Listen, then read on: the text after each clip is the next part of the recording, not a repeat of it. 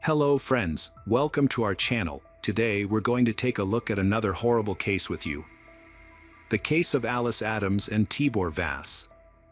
Alice Adams and Tibor Vass were colleagues at the Radisson Blue Edwardian Heathrow Hotel. Living just 6 miles from the hotel, Alice had joined the team 3 weeks prior and quickly formed friendships with her co-workers, particularly Tibor. Born and raised in Budapest, Hungary, Tibor was a people person who loved music, playing almost every instrument, with the piano being his favorite. He had taught his younger sister, Isabella, to play piano, and they would often perform together for their parents. Tragedy struck in 2007 when Tibor's father passed away, leaving the family struggling to cope. Tibor, then a teenager, took on a more significant role in supporting his mother, Rosalia, and younger sister. At 15, he started working full-time to help alleviate his mother's burden. He later applied to the University of Budapest in 2008, hoping a college degree would lead to a better job and greater financial stability for his family. Despite his exceptional talent, Tibor was unfortunately denied admission to the university. Tibor discussed his plans to move to Great Britain with his mother, who seemed to support the idea. In July 2010, at the age of 19, Tibor relocated to the United Kingdom and settled in London. He began working at the Radisson Blue Edwardian Heathrow Hotel, where he enjoyed his job, responsibilities, and interactions with colleagues and new clients. Tibor quickly formed a bond with Alice, a talented musician, as they often found common topics to discuss. Both Tibor and Alice worked as receptionists at the hotel, along with Attila Ban, a 31-year-old who had been employed there the longest. Attila was recognized as the hotel's best employee in 2010. As Tibor and Attila were both from Hungary, they developed a close relationship. The hotel provided accommodation for its new employees, and Attila and Tibor lived in a company apartment behind the hotel. This arrangement was convenient, as it saved them money and reduced their commute time. Tibor was thrilled to be in England, but he didn't abandon his plans for higher education. He reapplied to the university in Budapest and was accepted this time around. Overjoyed, he had to return to Hungary in August 2011. To bid him farewell, a small party was organized on August 9, 2011, attended by Tibor, Attila, Alice, and other hotel employees. The next day, the trio was scheduled to work, but none of them showed up. Their colleagues raised the alarm when they failed to report for work at 7 a.m., and the police were notified at 7:53 a.m.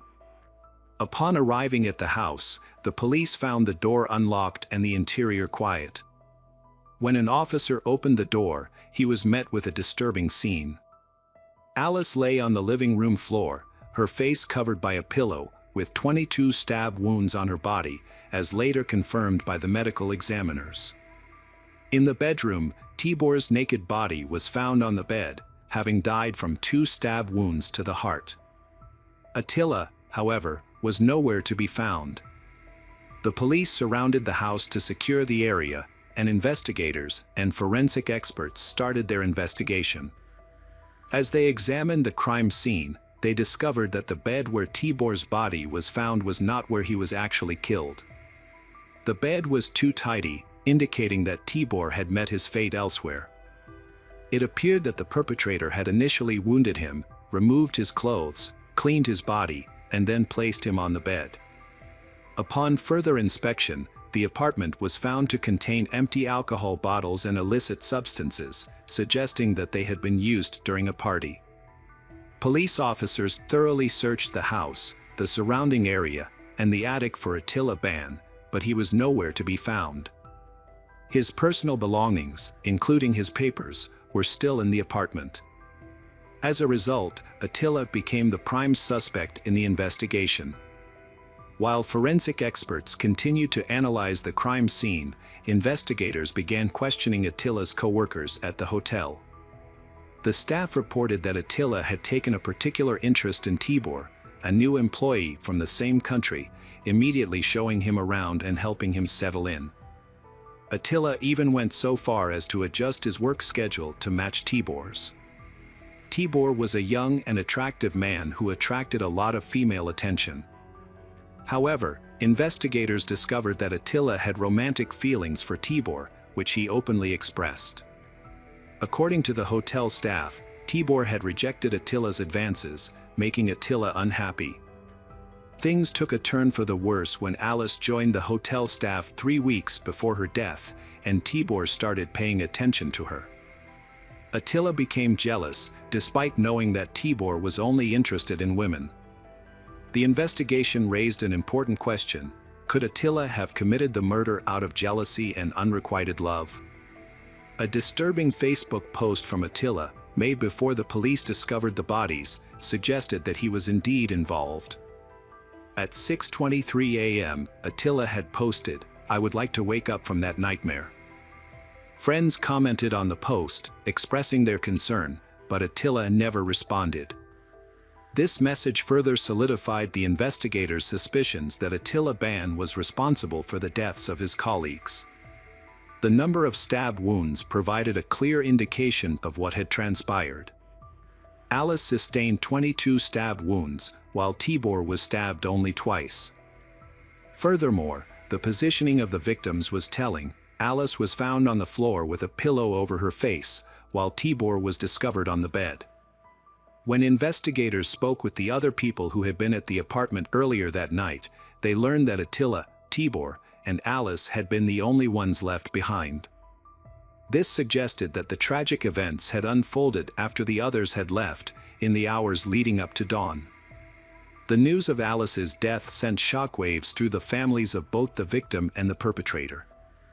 The Adams family, Alice's family, released a statement in which her mother, Sarah, paid a heartfelt tribute to her daughter. She expressed her overwhelming grief, saying, "My heart is shattered into a million pieces. I will carry this sadness with me for the rest of my life. I deeply miss my beloved Alice and would do anything to have one more chance to hug her tightly and see her bright smile. The loss of my child has awakened intense emotions within our family, sorrow, anger, and a sense of devastation that we can hardly bear. As a mother, I feel that I failed to protect my child, and that realization is something I must confront every day. Not knowing exactly what happened to Alice on the night of her murder is a constant torment. I would rather face the harsh truth than be left to imagine the sequence of events that led to her death. Alice was an extraordinary and unique individual who brought so much love, joy, passion, and kindness into the lives of everyone she touched. Her loss is a tragedy that cannot be put into words." Meanwhile, police were searching for Attila Ban, but he seemed to have disappeared without a trace.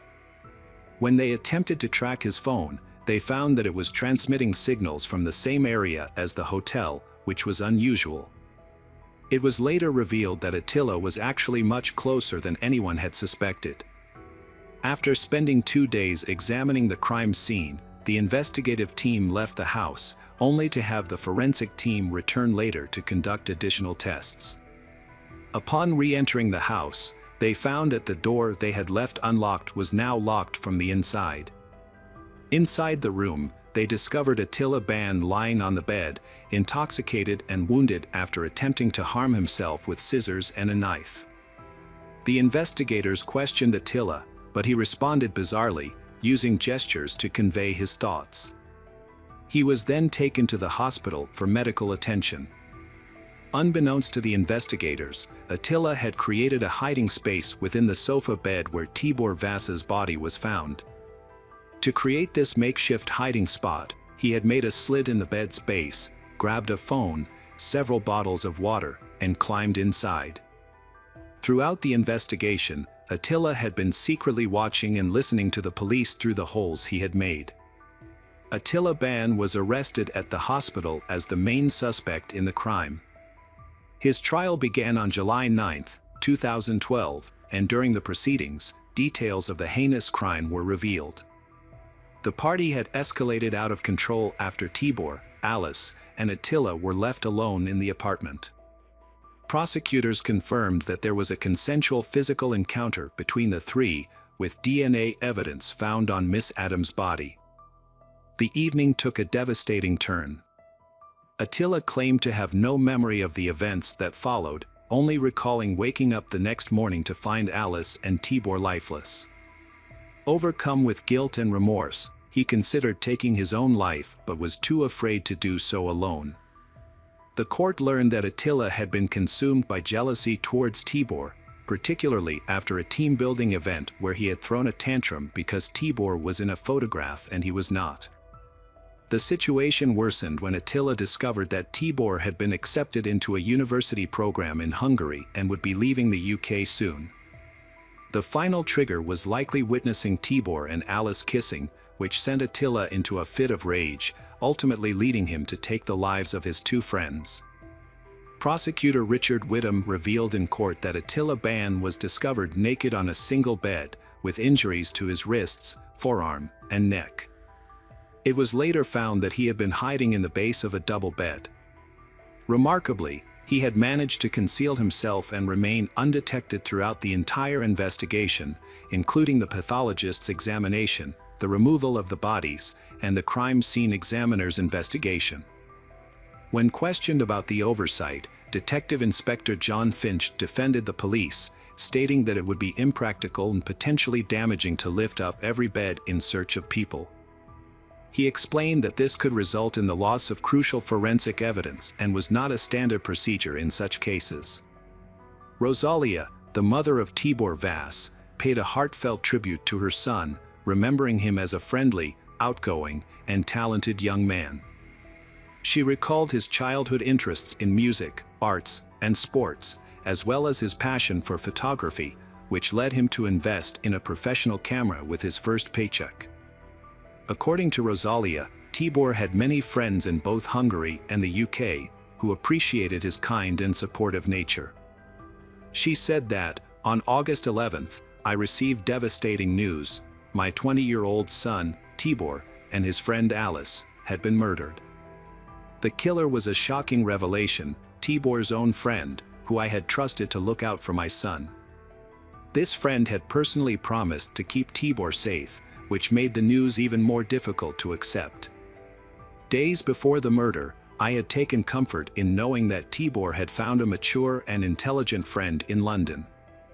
Now, I was consumed by grief and struggled to comprehend the tragedy.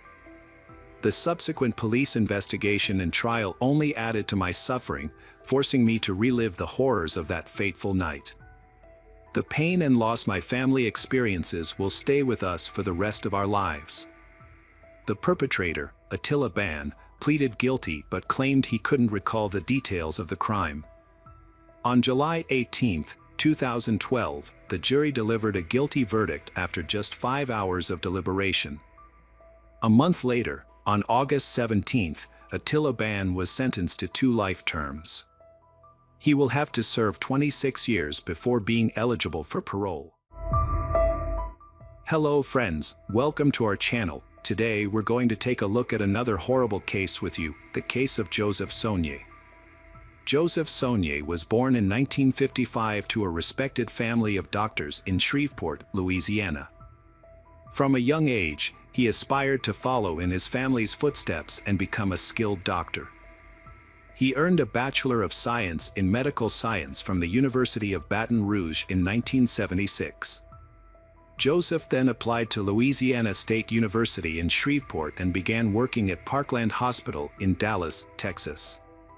While pursuing his university studies, Joseph successfully balanced his academic and professional responsibilities. He took on additional workload at the university and honed his skills through hands-on experience at the hospital. His hard work and dedication did not go unnoticed, and in his final year of training, he was appointed chief resident.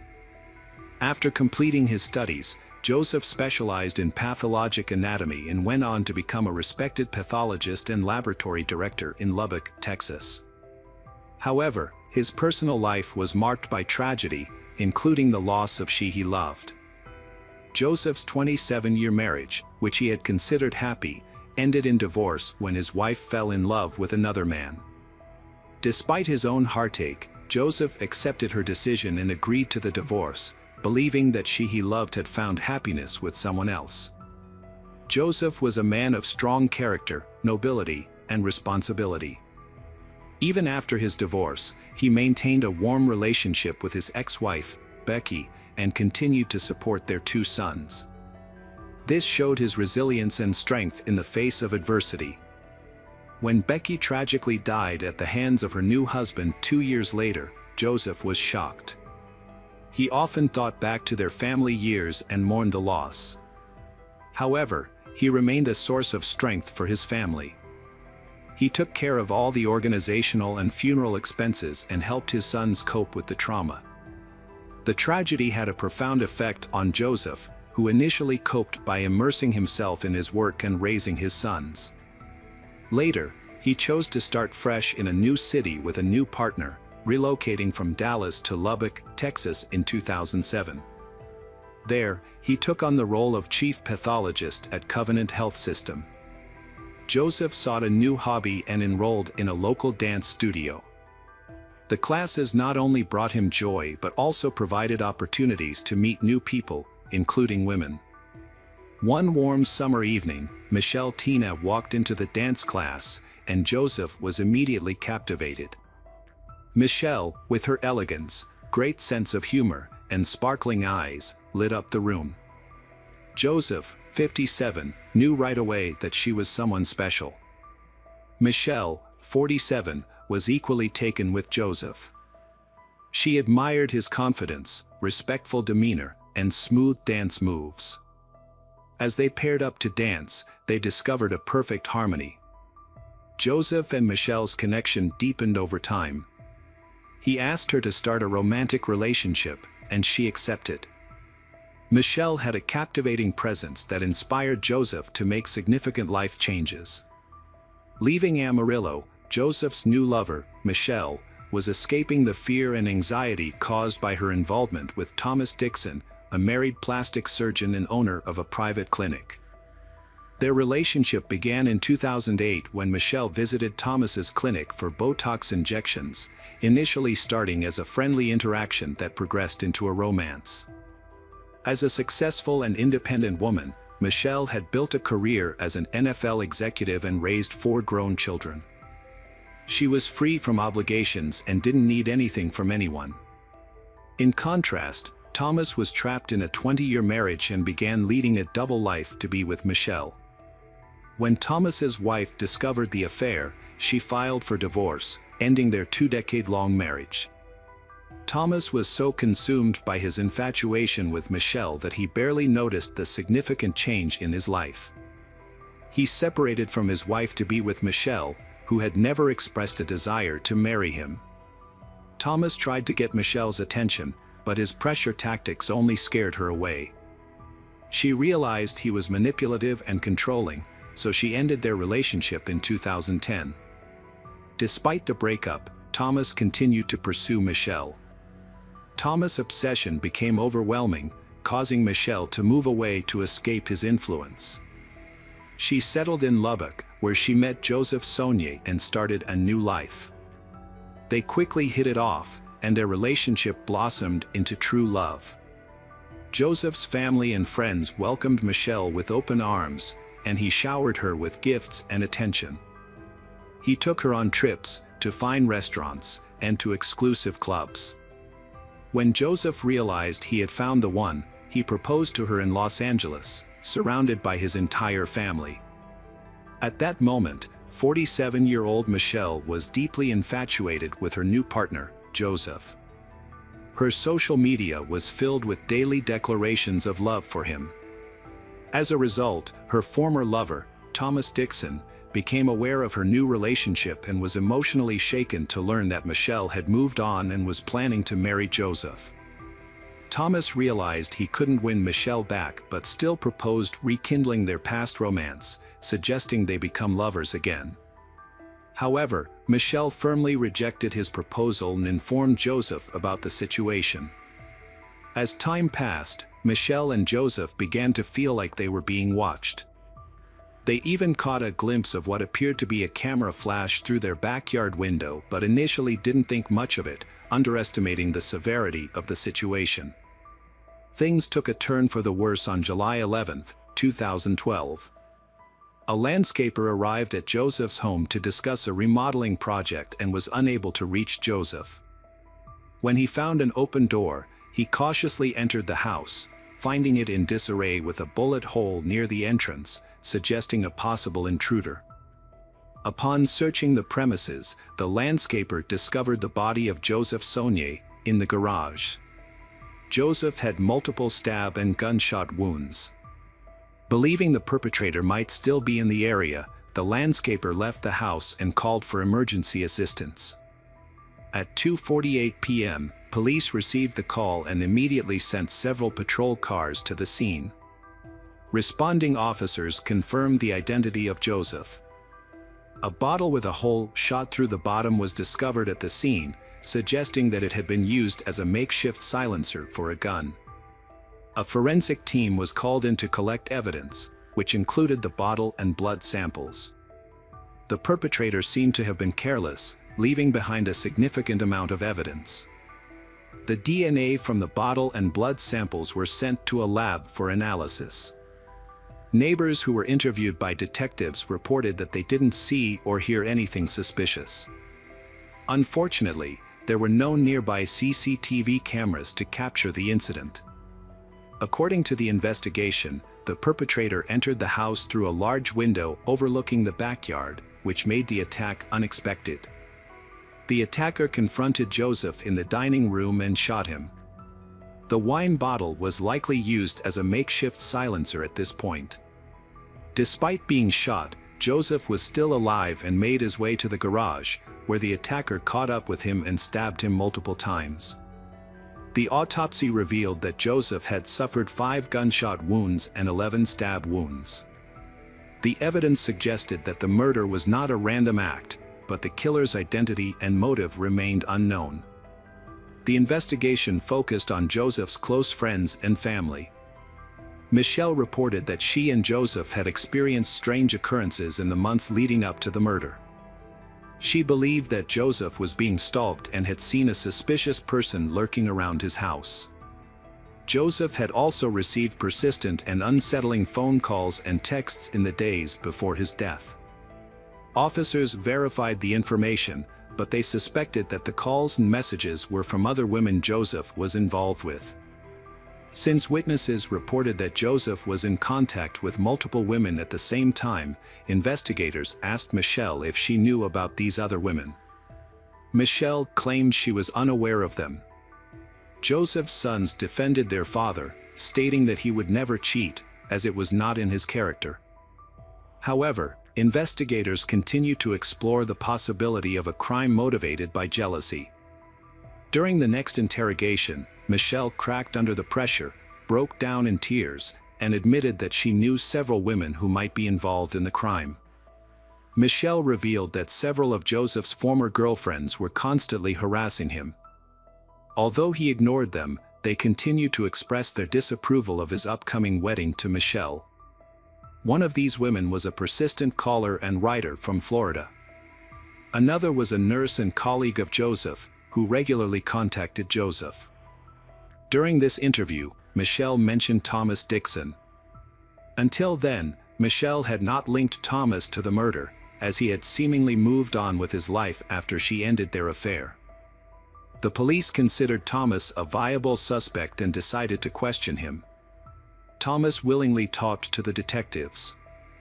He admitted to being deeply in love with a woman named Michelle and revealed that he had divorced his wife for her. However, Michelle had refused to be with him, and Thomas eventually gave up and started a relationship with a younger woman. Thomas's new girlfriend, a medical student, provided a solid alibi for him, confirming he was at work and with her at the time of the crime. All suspects, including Michelle, had unshakable alibis. The detectives attempted to identify potential enemies of Joseph or individuals who stood to gain financially from his death, but no new leads emerged. When the lab results arrived, the case seemed to be at a standstill. Unfortunately, the forensic analysis did not provide any clarity. Although the DNA sample from the bottle did not match Joseph, the police database was unable to identify the owner of the DNA found at the crime scene. In a surprising turn of events, the police received a call from Paul Reynolds. He claimed that his roommate, David Shepherd, had recently confessed to committing a murder in Lubbock. According to Paul, Shepherd had attempted to take his own life after the crime but was rescued. Paul shared information with the police that Shepherd had told him about the crime. Shepherd seemed to have knowledge that only a few detectives knew, including the use of a bottle muffler. This new information led the officers to believe that Shepherd was indeed involved in the crime. Another witness came forward, naming Shepherd as the killer. Shepherd was said to have been given instructions by a plastic surgeon. As investigators dug deeper, they discovered Shepherd had a history of violence and multiple theft convictions. At that time, he was unemployed and recently divorced. When Shepherd was brought in for questioning, he quickly began to confess. He confirmed that Thomas Dixon, the plastic surgeon, had hired him to commit the crime. According to Shepherd, he had met Thomas at a bar where both were drinking away their recent breakups. Over time, their casual conversation turned into a real friendship, which eventually led to the crime. Thomas Dixon shared a sad tale of lost love, lamenting the fact that his ex-partner Michelle had left him for someone else and was now planning to get married. Unable to move on, Thomas confided in his friend Shepherd about his desperation to win Michelle back. Together, they concocted a plan, but according to Shepherd, it didn't initially involve murder. Their goal was to tarnish the reputation of Michelle's fiancé, Joseph, so that she would leave him and return to Thomas. To accomplish this goal, Thomas and Shepherd hired women to pretend to be Joseph's mistresses for $1,000 each. These women were instructed to seduce Joseph, and a series of events was staged to create the impression that Joseph had fathered a child with one of them and then abandoned her. Despite these efforts, Joseph denied the allegations, and Michelle believed his denials. Initially, they suspected they were being stalked due to some suspicious activity, but it was later revealed that the activity was just Shepherd visiting their house that night. He used his phone's flashlight to create the illusion that they were being watched. After their initial tactics failed to cause tension in their relationship, Thomas devised a more extreme plan. He offered Shepherd 3 silver bars, valued at around $110,000, to kill the pathologist. Shepherd accepted the offer, and as an act of good faith, Thomas gave him one of the silver bars. Shepherd then sold the bar to a pawn shop. David Shepherd reported that when he arrived at Joseph's house, events escalated out of control, resulting in an unintentional shooting. Shepherd claimed he was in shock and shouted to check on Sonia when he didn't respond. He followed Sonia into the garage, where he found him lying flat, and upon checking, discovered he had no pulse. Shepherd confessed to stabbing Joseph Sonia multiple times in an attempt to cover up what he described as involuntary manslaughter. He admitted to having the opportunity to call for emergency help but chose not to. After the stabbing, he mutilated the remains, took the rest of the bullion, and later attempted to take his own life. Shepherd maintained that he initially agreed to participate in a crime without fully understanding what it entailed. When confronted with the reality of killing Joseph, he realized he was incapable of doing so. However, an accidental gunshot led to Sonia's death. Shepherd was arrested the same day on charges of first-degree murder, supported by his testimony and substantial evidence, including incriminating phone calls and text messages.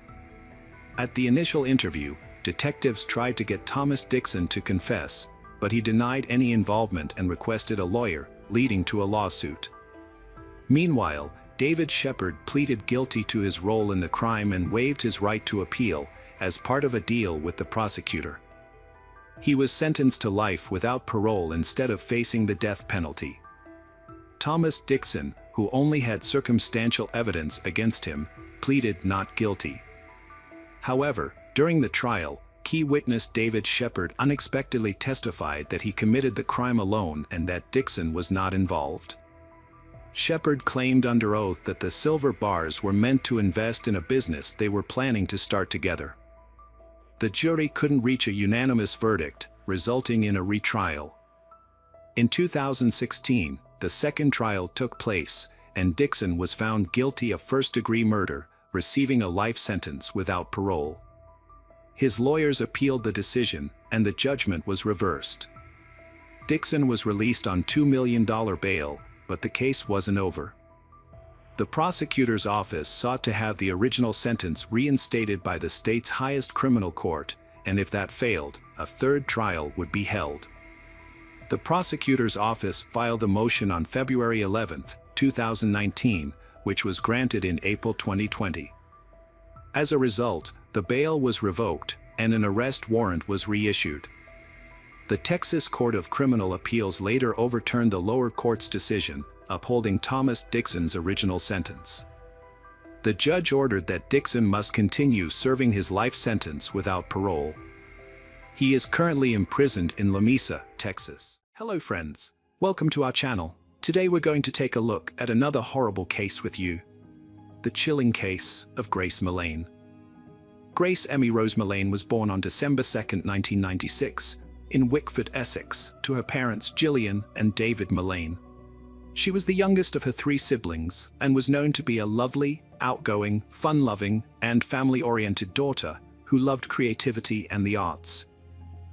Given the family's close bond, Grace maintained daily contact with her siblings and parents, even while she had been away at the University of Lincoln, where she studied advertising and marketing. In 2018, 21-year-old Grace Millane finally graduated with a bachelor's degree in advertising and marketing. Like most young people around that age, Grace decided that she would celebrate the end of her university education with a gap year before she settled down into a steady career. She decided to take a year out to travel South America before heading to New Zealand to tour there. She set out for a 10-month solo adventure in October 2018, initially visiting Peru before setting off for South America on November 19th. Grace arrived in New Zealand and checked into the base backpackers hostel in Auckland, ready for a 2-week stay traveling around the Upper North Island. It was in New Zealand that Grace met up with her Tinder match, a 28-year-old man named Jesse Kempson, on December 1st, 2018. Jesse Kempson was born on December 28, 1991, in Lower Hutt, New Zealand, but he grew up in Wellington. His parents separated when he was young, and for a time, he was raised by his grandparents. He moved to Australia with his mother as a teenager, but by 2016, he had returned to New Zealand and was living in a boarding house in Wellington. Little did Grace know that Jesse had a more sinister side to him. Jesse was known to be a very charming lad, and he used that to his advantage to manipulate people. He couldn't hold a job or accommodation because of his compulsive lies. On one occasion, Jesse lied to his former landlord that he was a professional softball player, freshly signed up by New Zealand's national softball team, the Black Sox, and claimed that his contract money was coming so that he could pay for rent. This went on for 2 months, only for the landlord to find out from the Black Sox management that nobody knew who he was. Unfortunately, the landlord found out also that he fled to another place without his knowledge, leaving him more than $1,700 out of pocket. At times, he had also claimed to have a bachelor's degree in international law, come from a family of millionaires who were looking to buy a top Oakland restaurant, and have contacts within Immigration New Zealand, and many other lies he mentioned to people. In reality, Jesse was nothing more than a fantasist who could only impress people with exaggerated stories. His former roommates in a boarding house in Green Lane found him unsettling and untrustworthy before he eventually moved into City Life apartments. On another occasion, a woman he lived with claimed he stole money from her home and fled, leaving his City Life landlord thousands of dollars short after Jesse lied that he got paid monthly and still failed to make rent payments. Jesse remained an enigma to many, fabricating his way through life and seemingly evading consequences repeatedly. Back in the hostel where Grace was staying, she was happily conversing with Jesse. The unsuspecting 21-year-old Grace was charmed by Jesse, even sending a text to her close friend Anna back home, telling her that she clicked with the guy. As it was a Saturday and her 22nd birthday was the next day, Grace didn't want to spend it alone and decided to go out to celebrate. She decided to meet up with Jesse Kempson, as he lived 5 minutes down the road from where Grace was staying, and they needed to get to know each other better. On the day the Tinder matches were supposed to meet, Grace got ready for her big night out and felt nothing but excitement and optimism for the evening ahead. Grace left the base backpackers hostel in Auckland at 6 p.m.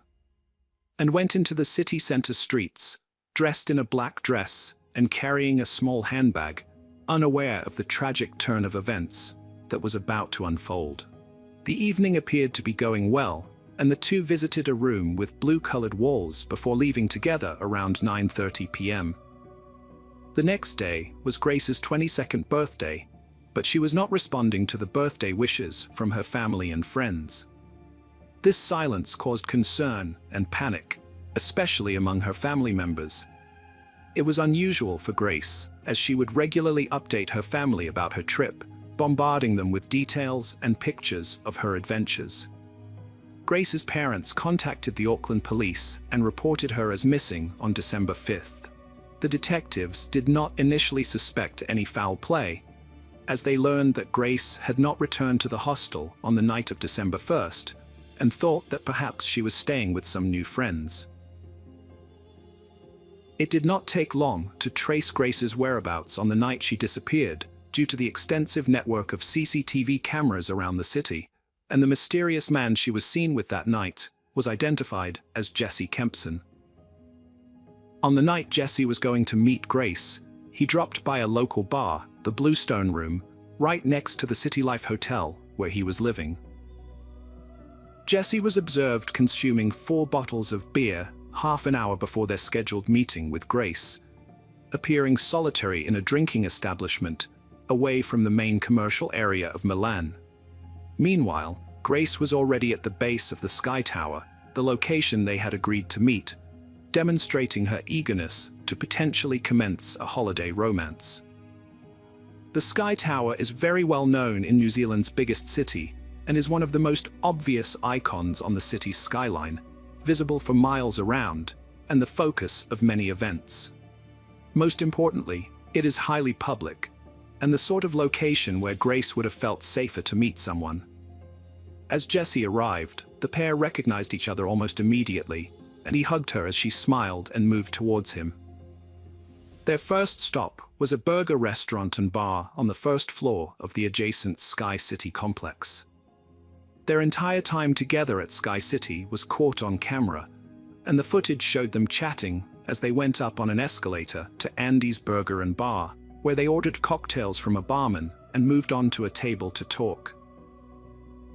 An hour and a half later, they left the bar and headed back outside and onto a restaurant less than a block away, the Mexican Cafe. After consuming 2 jugs of margarita and 1 of sangria, they left the cafe and headed to the Bluestone Room, where he had been drinking alone earlier. At 8:40 p.m., Jesse put his hand behind Grace's head and pulled it towards his, kissing her for a second or so. Over the next hour, they kissed several times more, only stopping briefly while Kempson walked out of shot, and Grace checked her phone, as it turned out, sending her final message to her friend Anna. Then, Grace also walked out of the shot. Jesse had gone onto his phone to post a message on her Facebook profile picture, saying she was beautiful and very radiant, an act that led the detectives right to him.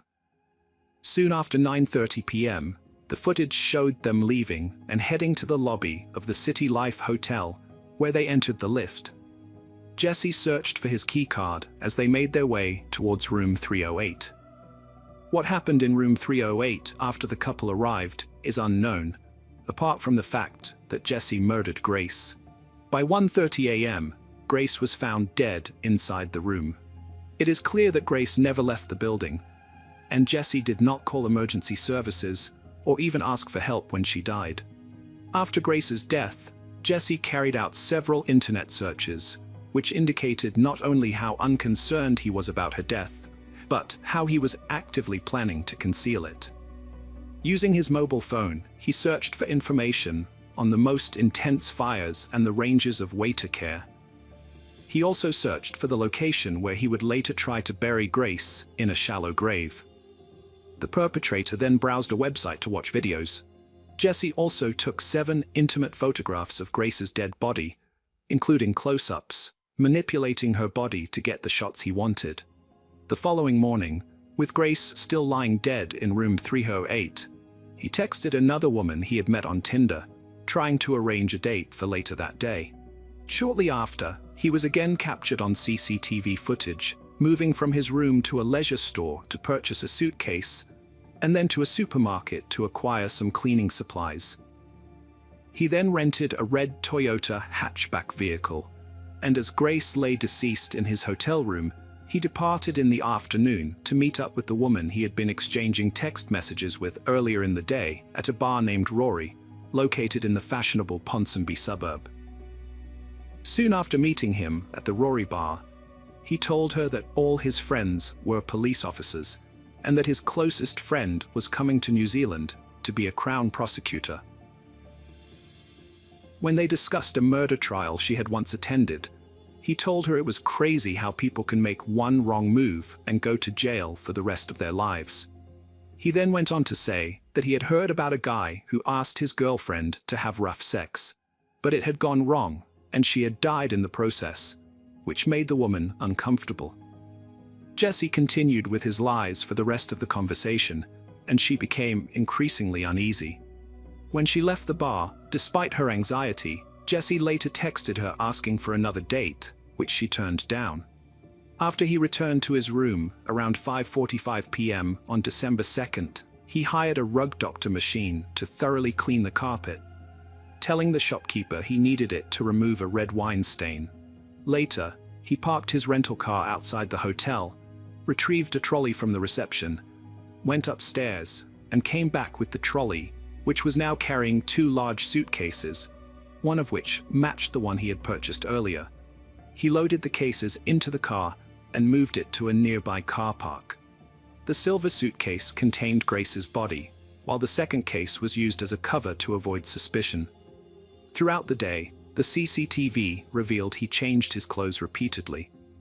Early the next day, at around 6:15 a.m., Jesse was spotted leaving the hotel and driving off in his car, stopping only to buy a shovel at a store out of town. By that time, Grace's parents were concerned after she did not reply to birthday wishes they sent her. 3 days later, Grace was reported missing by her parents, and a huge hunt got underway on the 7th of December 2018. Grace's father, David Mullane, arrived in New Zealand to make an emotional appeal for any information about his daughter's disappearance. Jesse had been identified by a detective as a suspect after Grace's mother had noticed that he had left a message on her Facebook page at 9:29 p.m. on the 1st of December, just 11 minutes before they left the Blue Stone room and went to his room. Jesse was interrogated for the first time by Detective Diana Levinson. He claimed that he had met Grace, but they parted at 10 p.m. on Saturday, and that was the last time he saw her. In the meantime, the detectives had acquired the CCTV footage from the hotel, which proved he was lying. By the time of his second interview, he had no choice but to admit to killing Grace, relying instead on the excuse that she had died during sex by accident after she asked him to choke her in an attempt to make sex more pleasurable. Following the interview, he was arrested and took officers to Grace's body. Grace's body was found on the 9th of December at around 4 p.m. She had been buried off Scenic Drive in the Waiheke Care Rangers Regional Park, and a post-mortem examination was done on the 10th of December. The autopsy determined that Grace had been strangled, and the bruises on her body were consistent with being restrained. The murder trial began in Auckland on November 4th, 2019. Kempson attempted to explain Grace's death as being accidental after a rough encounter had gone wrong, but the jury rejected his claim and found him guilty. Jesse Kempson was convicted of murder on the 22nd of November 2019, when he was 28 years old. During his trial, he was described as a sociopath who made some of the women he met or communicated with on Tinder highly uncomfortable. It later emerged that he took another British tourist out on a Tinder date before bringing her back to his Auckland motel room 8 months before he met Grace. Jesse sexually assaulted the tourist, then 21, while she lay on the bed crying and frozen with fear after she refused to have sex with him. She kept the attack secret until she recognized Jesse from media coverage the day he was charged with Grace's murder. Another of the women he communicated with on the internet, who was wary of meeting him, shared a series of messages in which he detailed his sexual preferences and admitted to her why he enjoyed doing what he did. It was speculated that Jesse's desire for domination was the underlying factor that led to Grace's tragic demise. In another trial, he was convicted of terrorizing his former girlfriend over months, subjecting her to violent assaults, threatening her with a butcher's knife, and forcing her into humiliating acts after telling her he had been sent by the CIA to kill her. Jesse was unwilling to accept what he had done and showed no remorse. On the 21st of February 2020, Jesse was sentenced to life in prison with a minimum non-parole period of 17 years. Grace's story has raised awareness about the importance of safety for travelers, especially young women exploring the world.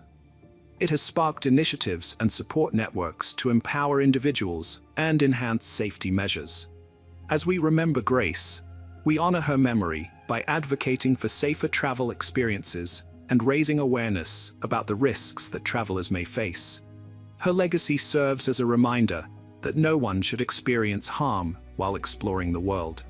In the end, Grace Emmy Rose Mullane's legacy will be one of remembrance and hope. May her memory inspire us to continue working towards a world where travel is safe and where every individual, no matter where they are, is free from harm. And hello friends, welcome to our channel. Today we're going to take a look at another horrible case with you, the case of Turpin family. David and Louise Turpin appear to be an ordinary couple raising their 13 children in a typical suburban home. However, beneath the veneer of normalcy, a harrowing reality lay hidden, which would eventually come to the surface through an act of bravery and desperation. David Allen Turpin was born on October 17, 1961, in Princeton, West Virginia, to Betty and James Turpin. He came from a devoutly religious family and had a typical upbringing. During his time at Princeton High School, David actively participated in various extracurricular activities, including the Bible Club, Chess Club, Science Club, and a cappella chorus. After graduating from high school, he enrolled at Virginia Tech University in Blacksburg, Virginia, where he pursued a degree in electrical engineering. David was renowned for his brilliance in computer engineering and later secured positions at prestigious defense technology companies. In contrast, Louise Anna Turpin was born on May 24, 1968, in Princeton, West Virginia, as the eldest of 6 siblings to Phyllis and Wayne Robinette. Wayne was a preacher, while Phyllis worked as a Walmart cashier and sang in the church choir, providing the backdrop for Louise's upbringing. The Robinette children's childhood was extremely distressing, as Wayne and Phyllis frequently disagreed, leading to harsh treatment of their children. From a young age, Louise, her sisters, and her mother endured sexual abuse from a family member. Louise's sister, Teresa, revealed that this traumatic experience was a significant unspoken secret within the family. Louise's younger sister, Elizabeth, later revealed to People magazine that Louise fiercely shielded her younger siblings, describing her as gentle, compassionate, and nurturing, striving to comfort them amidst their parents' intense conflicts and shield them from their predatory relative. When Louise was 15 years old, she met David Turpin, who was 22, at church. This sparked a romantic connection between them. Fearful of how Louise's parents would react, they decided to keep their relationship hidden. Upon discovering the truth, Phyllis, Louise's mother, eventually accepted their bond, influenced by David's upbringing in a devout Christian family and Louise's assurances. However, they chose to conceal their relationship from Wayne, Louise's father, aware of the potential for a furious reaction from him. In January 1985, when David was 23, he visited his alma mater, Princeton High School, where Louise was currently enrolled. Through persuasion, he convinced the school staff to allow him to remove Louise from class. Willingly, Louise accompanied David as they journeyed southward with plans to elope. Upon realizing that Louise was missing, her parents notified the authorities. However, before the authorities could intervene, the couple had already reached Texas, intending to marry in secret. Surprisingly, they agreed to return to West Virginia without resistance. Upon their return, the couple expected Wayne and Phyllis to be furious, but were met with surprising calmness. Initially, Wayne directed his anger towards Phyllis for allowing their daughter's relationship with David. However, he eventually recognized the difficulty of separating two deeply in love. Consequently, Wayne consented to their marriage, which took place in a modest ceremony in Pearisburg, Virginia, on February 11, 1985. 2 years after their marriage, Wayne and Phyllis went their separate ways, with Wayne becoming the chief deputy assessor for Mercer County. Following their marriage, Louise began to distance herself from her family, free from her parents' restrictions. She enthusiastically embraced a life of independence and happiness. In 1988, Louise welcomed their first child, a daughter, and another child 18 months later in 1990. Subsequently, David's job transfer with General Dynamics led the family to relocate to Fort Worth, Texas, where they settled in the modern neighborhood of Meadow Creek. With David's lucrative income, the Turpin family enjoyed a lavish lifestyle. Eager to showcase her newfound prosperity, Louise invited her family from West Virginia to visit, as she had grown up without financial abundance. The Turpin family welcomed an additional son in 1992, further enriching their lives. Despite David's substantial six-figure gains, the Turpin family was deeply in debt. However, this financial strain did not curtail their extravagant lifestyle, nor did it discourage them from expanding their family. In 1993, Louise discovered she was expecting her third child, a daughter.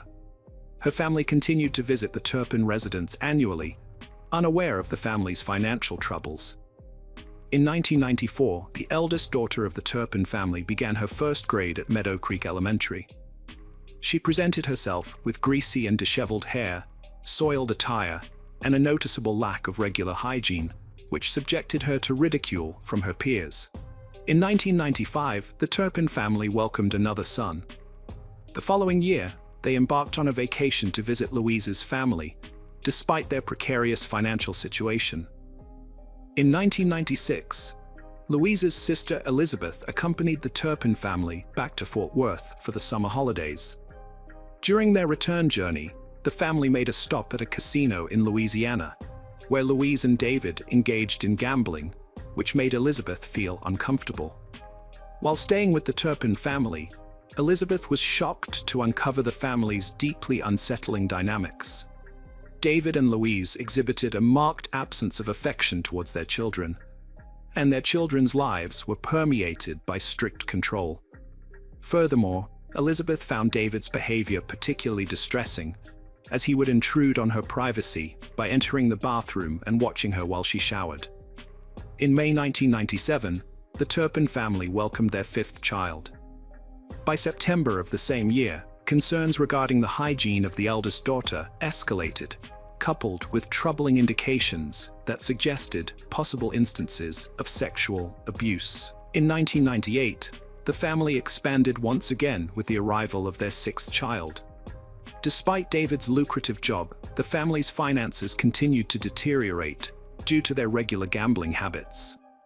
In the spring of 1999, the eldest daughter stopped going to school, followed by the other children, as Louise and David claimed they were homeschooling them. By late 1998, the family's home in Fort Worth had been foreclosed on by the bank, leading the Turpin family to move to Rio Vista, Texas, a less populated area.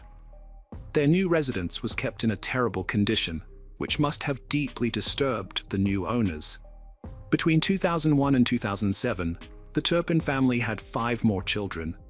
The parents showed neglect by physically abusing their kids, like slapping, choking, and whipping them with belts for small things like not asking to use the restroom.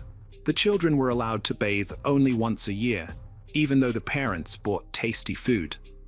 The parents refused to let the kids eat the food and made them starve while teasing them with it.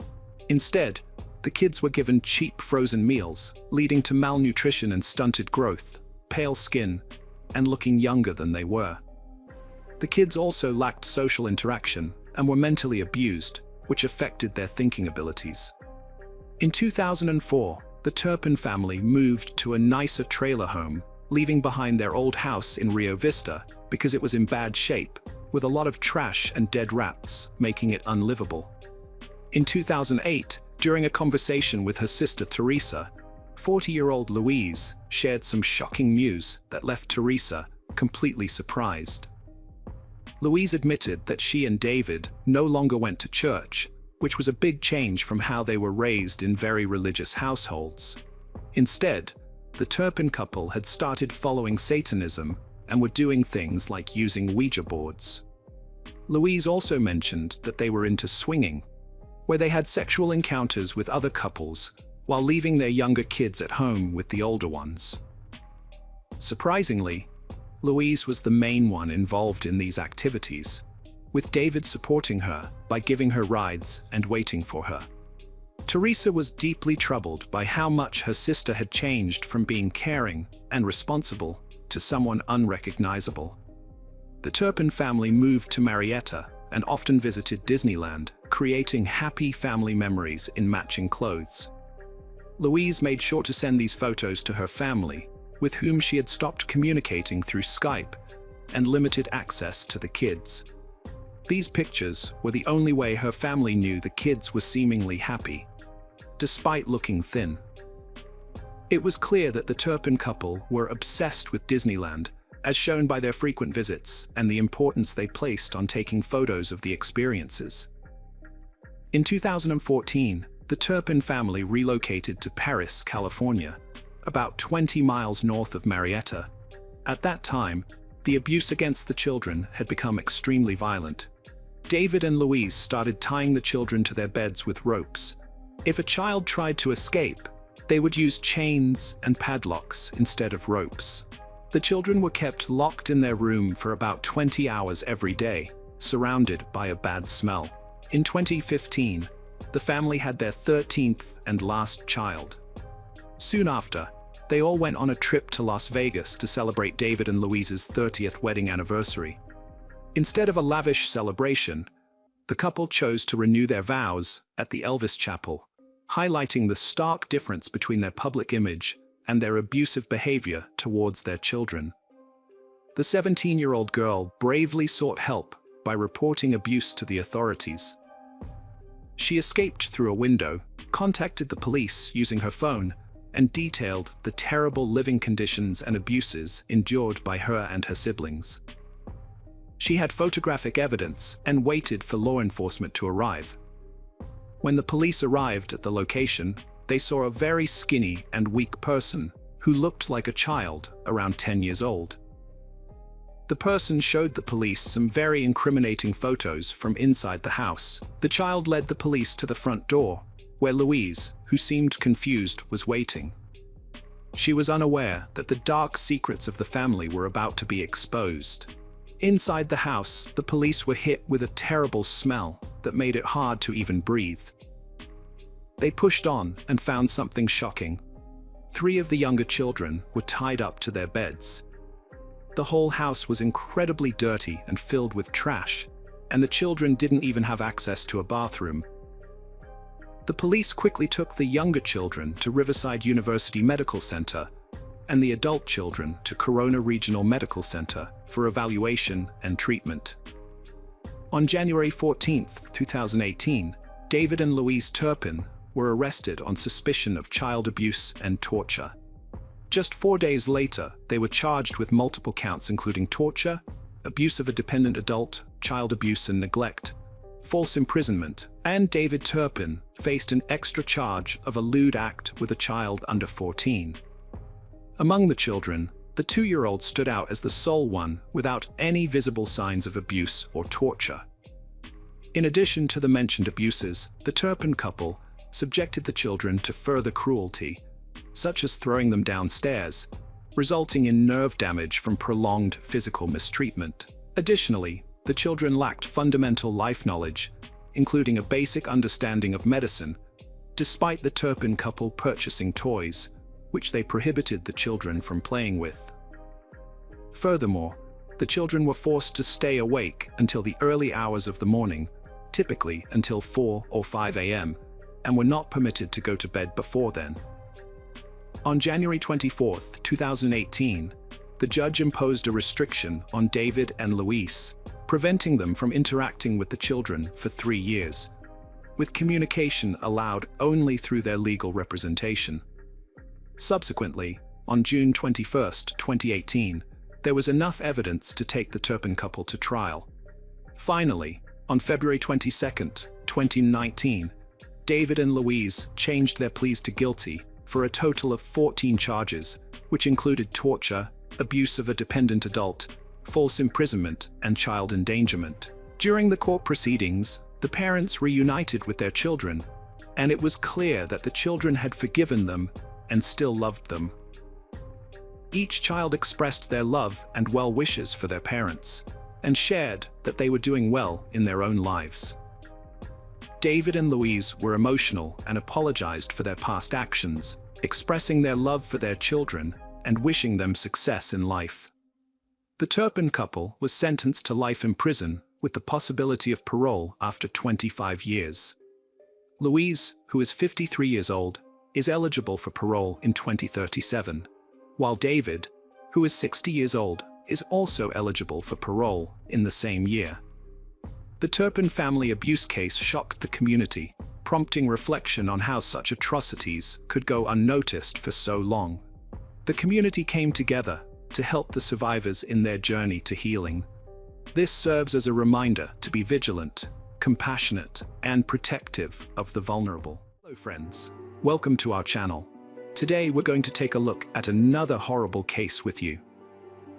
The case of Shannon Mani. Shannon Mani was born on April 6, 1997, to Anshumani and Vijay Mani. When she was a small child, her parents immigrated to the United States from Fiji. The family settled in Waukesha, a small town in southeastern Wisconsin, where Shannon grew up and attended school. She was intelligent, attractive, and very outgoing. Her parents believed Waukesha was the perfect place to raise their children. After completing high school in 2015, Shannon enrolled at the University of Wisconsin at Milwaukee. She was passionate about helping others and aspired to become a social worker. Despite her busy schedule, Shannon worked with her father at an organic food company. It was at work that she met Quentin Neal, 26, who was applying for a similar position. Quentin had a strong desire to make a positive impact on people's lives. Shannon shared a similar passion, dreaming of building a shelter for women and children, while Quentin wanted to create a safe haven for his community. With their similar interests and outlook on life, Shannon and Quentin quickly formed a close bond. As their friendship blossomed into romance, Shannon was overjoyed to have met Quentin, and soon they started living together. Quentin showed genuine care for Shannon, and she ensured their relationship remained happy. They began making plans for their future together. However, their lives took a drastic turn when Shannon vanished without a trace. On April 13, 2018, Shannon failed to pick up her younger brother from school and didn't show up to work. Her phone was switched off, and she hadn't informed anyone about her absence from work. Concerned, her parents went to the police station, unable to locate their daughter. Initially, detectives suspected that Shannon, being young, might have run away or gone off with friends. But her parents disagreed, knowing their daughter well. She wasn't the type to simply switch off her phone and abandon her family, leaving them worried and searching for her. Shannon's mother shared crucial details with investigators, prompting them to take the case more seriously. Shannon was 4 months pregnant when she vanished, which raised concerns since pregnant women rarely disappear without something bad happening to them. Furthermore, some of her belongings, including money and important documents, was still in her room, which was another alarming indication. Shannon's parents told investigators that the father of her child was 27-year-old Quentin Neal. However, when Quentin was contacted by phone, he claimed to have no knowledge of Shannon's whereabouts. According to Quentin, Shannon had been living with her parents, and he hadn't seen her at all that day. The investigators called Quentin again, asking him to come to the police station to answer some questions. Quentin appeared anxious, promising to arrive at the station immediately. When Shannon's parents were still present, Quentin told the investigators that the last time he had seen her was over 24 hours ago, when she left his house to pick up her little brother from school. They had only exchanged a few text messages since then, and had not been in contact again. The investigators asked Quentin if he had any idea where Shannon might be, but he was unable to provide one. According to Quentin, Shannon's life revolved around school and work, and she had always been in touch with her loved ones until that day. However, Quentin recalled that there was another guy who had shown interest in Shannon. Despite knowing she was in a relationship and pregnant, this guy had relentlessly pursued Shannon's affection, even after she asked him to leave her alone. The investigators instantly considered this guy a person of possible concern, as jealousy often leads to reckless behavior. The next day, police began questioning Shannon's friends to gather new information. They distributed details of the search for the young pregnant woman to all police stations in Wisconsin the same day. The first disturbing discovery was made. Shannon's car was found in Milwaukee, about 20 minutes from her home. Forensic experts carefully examined the vehicle inside and out, but found no suspicious signs. There was no evidence of carjacking, struggle, or any other crime. However, Shannon's purse and cell phone were missing from the car. 3 sets of fingerprints were found on the vehicle, including Shannon's and Quentin's. The origin of the third set remained unknown, and the police had to identify the person who left them. That same afternoon, the man mentioned by Quentin was questioned by investigators. Although he claimed to be upset about Shannon's disappearance, he denied Quentin's allegations, stating that he and Shannon were just friends and that he had never pursued a romantic relationship with her. When pressed further, he admitted to confessing his love to Shannon in the past, but she had rejected him, saying they could only be friends. Since then, he had not attempted to win her affection. The guy's fingerprints were found to match those in Shannon's car. However, he explained that he often got rides from Shannon to university, which is why his prints were in her car. He also claimed to have been 100 miles away from Waukesha, attending a baseball game when Shannon went missing. The investigators checked and confirmed his alibi, ruling him out as a suspect. The case got a surprising and crucial break when Shannon's mother, Anshumani, found her daughter's Apple Watch and checked her recent text messages. She took the watch to the police station, handing it over to investigators. Reviewing Shannon's texts, they made a significant discovery.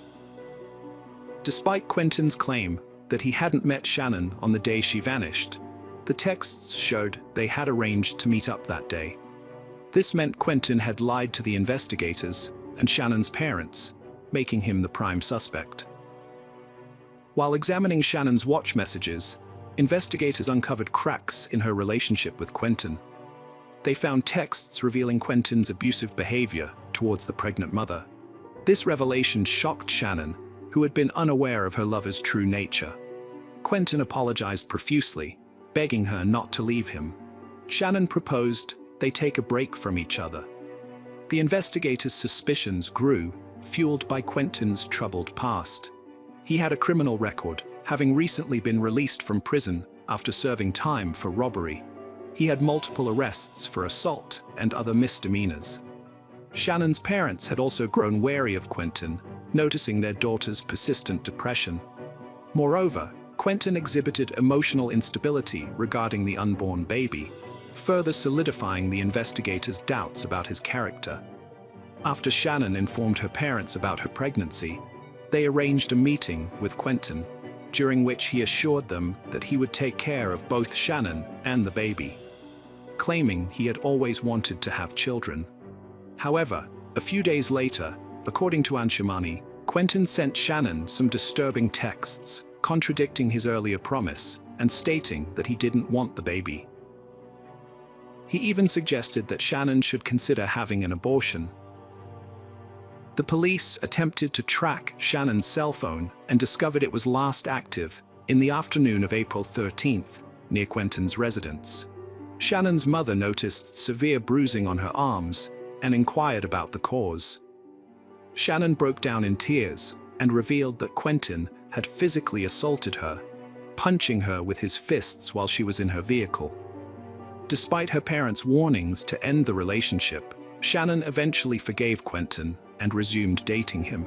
With this concerning information, investigators grew increasingly worried that they might not find Shannon alive, prompting them to obtain a search warrant and rush to Quentin's house. At first, the crime scene did not appear to show any signs of a struggle or disturbance. The area was clean, with no broken furniture or objects. Forensic experts sprayed the first floor with luminol, a chemical that detects blood, but found no evidence.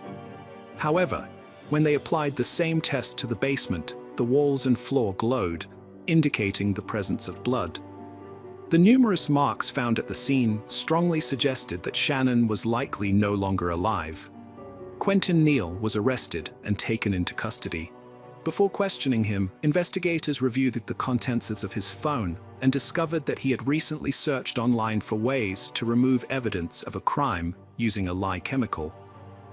This suggested that he was planning to hide traces of his crime. During the interrogation, Quentin initially denied any knowledge of Shannon's whereabouts and claimed to have no connection to her disappearance. However, faced with solid evidence, he began to alter his story. Eventually, he agreed to confess to everything. Quentin claimed to have acted in self-defense when he took Shannon's life. He told investigators that Shannon had visited his house to discuss their future and their child. But the conversation escalated into an argument. According to Quentin, Shannon then entered the kitchen, grabbed a knife and a gun that were being kept for emergencies, and began threatening him. Quentin said he felt compelled to act quickly to protect himself, leading to a physical struggle that ended in Shannon's death. Quentin reiterated to the investigators that he had acted in self-defense, but they were skeptical due to the lack of defensive wounds on his body. Despite their doubts, they continued to listen to his account. Quentin said that, realizing the gravity of his actions, he panicked in the basement where the incident occurred. In an attempt to conceal the evidence, he used a large suitcase to hide the body. Quentin Neal led the police to a storage unit 6 miles from his home, where he had stashed a suitcase containing Shannon's body. When detectives opened the suitcase, they found Shannon's lifeless body, her wrists and ankles bound with duct tape, contradicting Quentin's claim of self-defense. Forensic examination revealed Shannon died from 2 gunshot wounds to the head and had additional knife wounds on her body. Shannon's parents were devastated when detectives informed them of the discovery of their daughter's body on April 18, 2018. Quentin Neal was subsequently indicted for the murders of Shannon Manny and her unborn child. The evidence gathered, including their correspondence from the day of her death, was sufficient for the court to reach a guilty verdict. The dispute had begun when Shannon visited Quentin's home to discuss her pregnancy, but she never left his house alive. The trial of Quentin Neal, accused of killing Shannon, was set to begin in the spring of 2019. However, just days before the trial, anonymous letters were sent to attorneys and court officials claiming that someone else was responsible for Shannon's death. The letters were later deemed irrelevant after the author, a friend of Quentin's, was identified and found to be trying to confuse the investigation and help Quentin. Quentin faced the death penalty, but denied the charges and claimed he acted in self-defense. 15 months had passed since Shannon's death, and her family waited anxiously for justice, trying to stay positive. Shannon's mother, Anne Shimani, worked hard to keep her daughter's memory alive and not lose hope. Shannon had been passionate about supporting women and children affected by domestic violence, and her family had planned to build a shelter in her honor. However, that dream was never realized, as Shannon herself became a victim of violence. On July 15, 2019, Quentin Neal reached a plea deal with investigators, admitting guilt in the deaths of Shannon and her child. As part of the deal, prosecutors dropped the death penalty. 2 days later, on July 17, 2019, the Milwaukee County Circuit Court sentenced the 28-year-old to 2 concurrent life sentences without parole eligibility, ensuring he will spend the rest of his life in prison. At his sentencing, Neal remained silent, failing to explain his motive for the crime. Shannon's mother, Anne Shimani, expressed relief that justice had been served, noting that the only silver lining was that Neal would no longer harm anyone else. The family plans to keep Shannon's memory alive by opening a shelter in her honor. Hello friends, welcome to our channel. Today we're going to take a look at another horrible case with you, the case of Marta del Castillo. Marta del Castillo was born on June 19, 1991, in Seville, Spain, to Eva Casanova and Antonio del Castillo. At 17, her life took a devastating turn. On January 24, 2009, Marta was chatting with her best friend, Silvia Fernandez, when she abruptly ended the conversation, telling her she had to leave in a hurry because her boyfriend Miguel Carcano was waiting downstairs. She promised to fill her friend in on everything when she returned, saying she needed to clarify some issues in their relationship. In the hallway, Marta encountered her father, who cautioned her against getting on Miguel's motorcycle, but she simply kissed him on the cheek and left. At 5:30 p.m., Marta departed, and as the hours ticked by with no sign of her, her family grew increasingly worried. Her mother began calling acquaintances who might know something about Marta's whereabouts, including Carcano. Everyone seemed to think she was with Miguel, but when he failed to answer their calls, Marta's father decided to visit the boy's house. He rang the doorbell repeatedly, but no one responded. It wasn't until they managed to contact Samuel Benitez, a close friend of Miguel's, that they learned Marta had been dropped off at his house around midnight. This struck Marta's mother as suspicious, given the time was only 11:45. At 2 a.m., Marta's family reported her disappearance, but they had no idea it would become one of the most sensational cases in the country's history. 4 hours later, the police disclosed that Marta's boyfriend, Miguel Carcano, was already a suspect. At 1:30 p.m., a third report was filed, but the police failed to act, leaving the family increasingly frustrated. It wasn't until 17 hours after the initial request for help, as stipulated by protocol, that the officers finally began searching for Marta. In the days that followed, the family took it upon themselves to gather statements from relatives and friends of the young girl. On January 27, 2009, the family held their first press conference, simultaneously launching a campaign to find Marta. The next day, approximately 2,000 people protested in Seville, demanding the young girl's safe return under the rallying cry, "We are all Marta." Another demonstration was convened on February 7th, drawing around 3,000 people. The case continued to captivate the nation, dominating television and newspaper headlines. After 21 days of searching, the police finally located Miguel Carcano on February 13th. The 20-year-old took full responsibility for the case, confessing that he had murdered Marta and dumped her body into the Guave River near his apartment.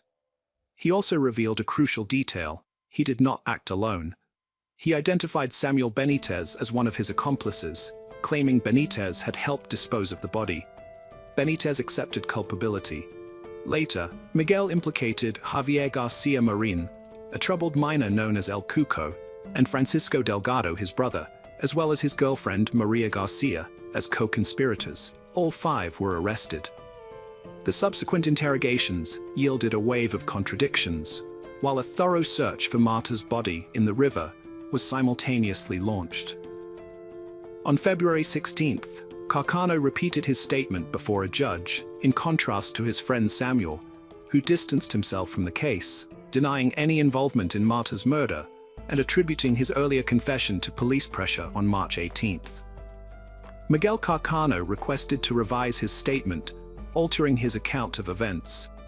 He claimed that he and El Cuco had assaulted Marta at knife point, after which the miner strangled her. They then transported her body to Delgado's house and subsequently disposed of it in a garbage container. In response to these declarations, the judge ordered the search efforts in the Galav River to be suspended and redirected the investigation to a landfill. Marta's father pointed the finger at Delgado's girlfriend, as her father worked at a biological waste crematorium, suggesting that the body might have been incinerated.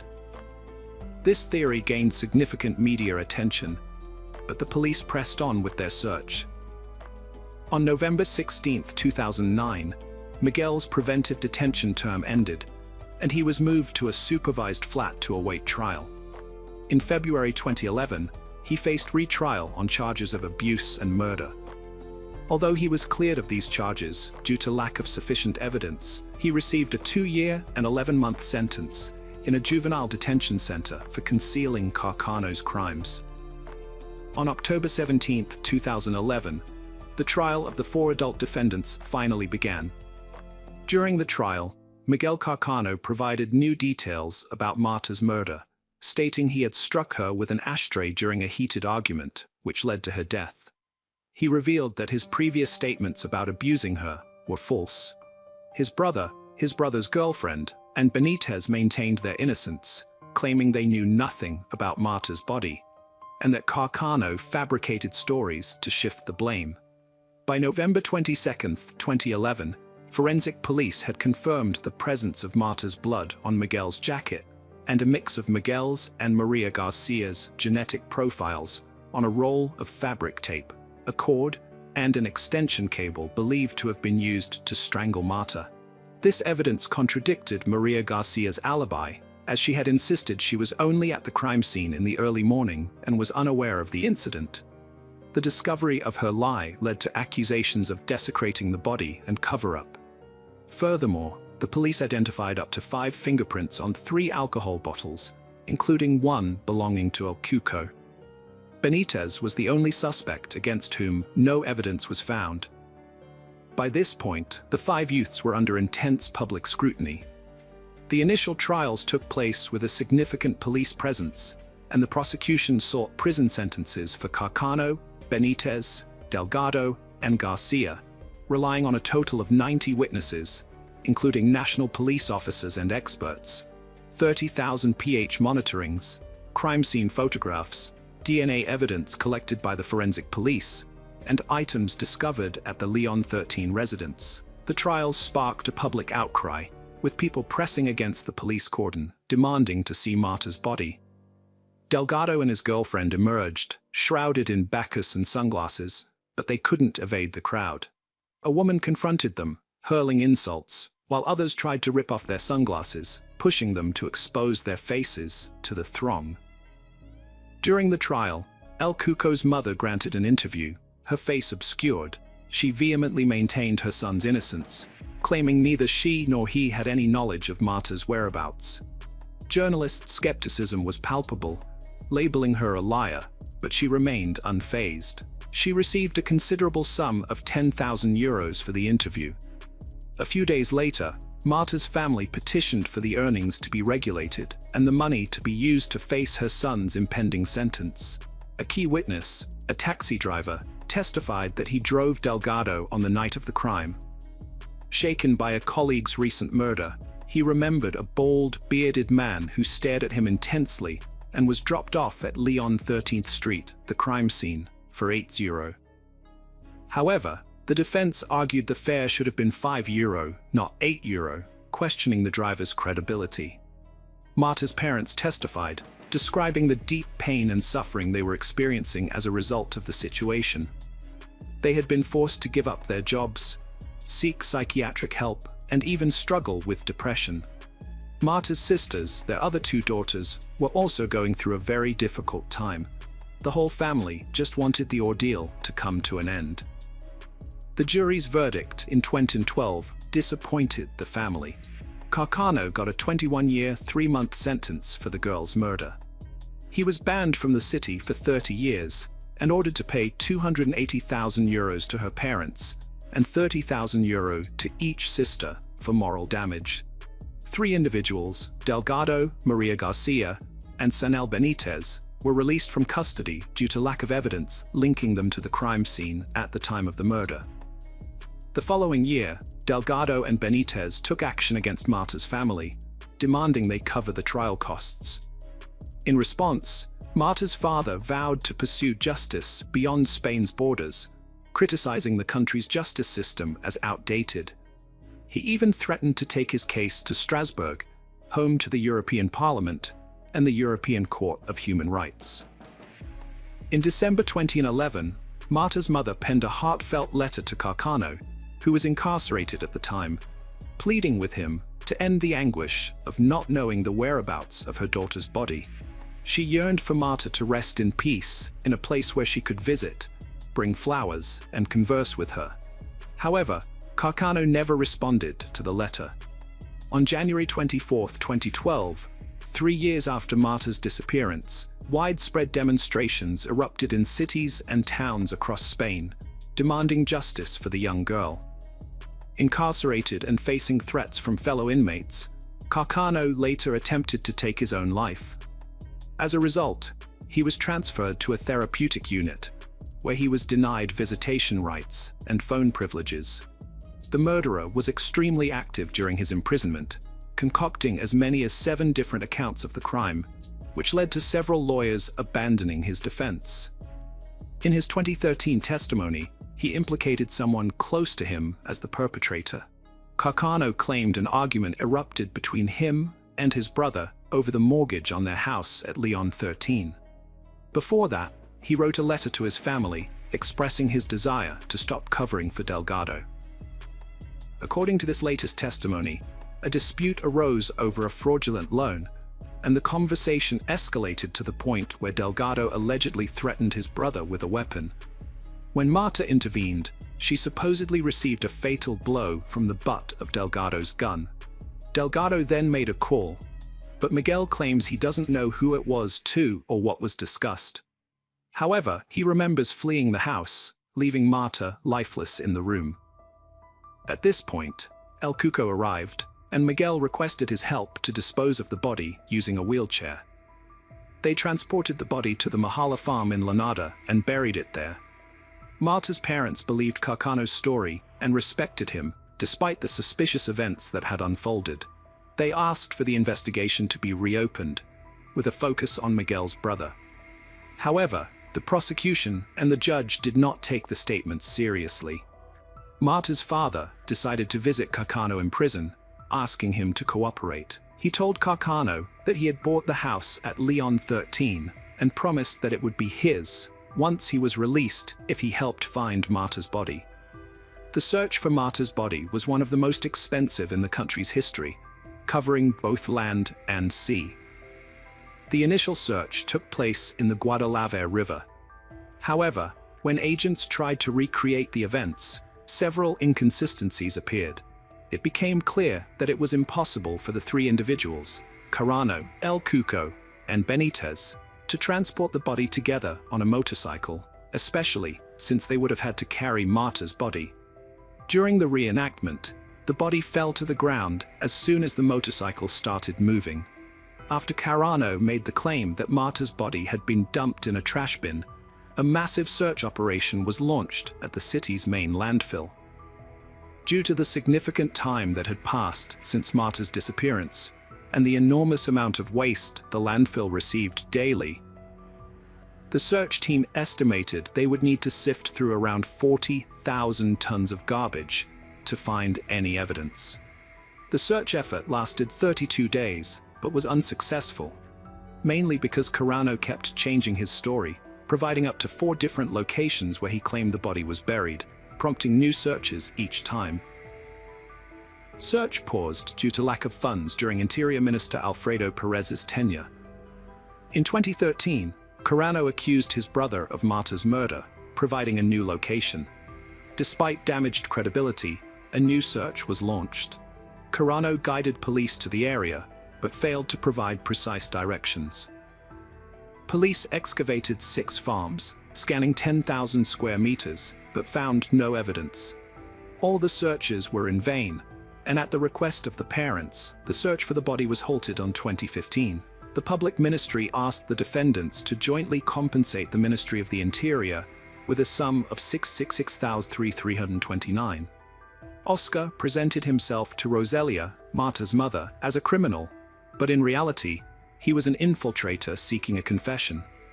Over time, they began to meet frequently, and Rosalia trusted him with the keys to her house. Oscar recorded 600 hours of conversation between Rosalia and her surroundings. In October 2011, El Cuco was already granted release permits from the juvenile center to which he had been sent for covering up for Carano. During a conversation, Oscar asked the young man if he thought the police were following him, to which El Cuco responded affirmatively, asserting they would do so to find out where they got rid of Marta. This statement forever incriminated him. After finishing talking, El Cuco immediately realized what he had said and quickly rectified, asserting he hadn't done anything, while Oscar played along as if he hadn't noticed. In other tapes, El Cuco mocked the police's efforts to find the body, and Rosalia discussed how inept the investigators had been for not auditing the calls from her mobile phone.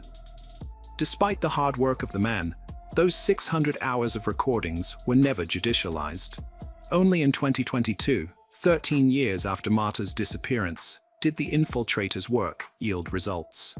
On May 26, 2022, dozens of people, especially neighbors of Marta's family, gathered at the courthouse doors wanting to accompany them due to the celebration of the new judicial process.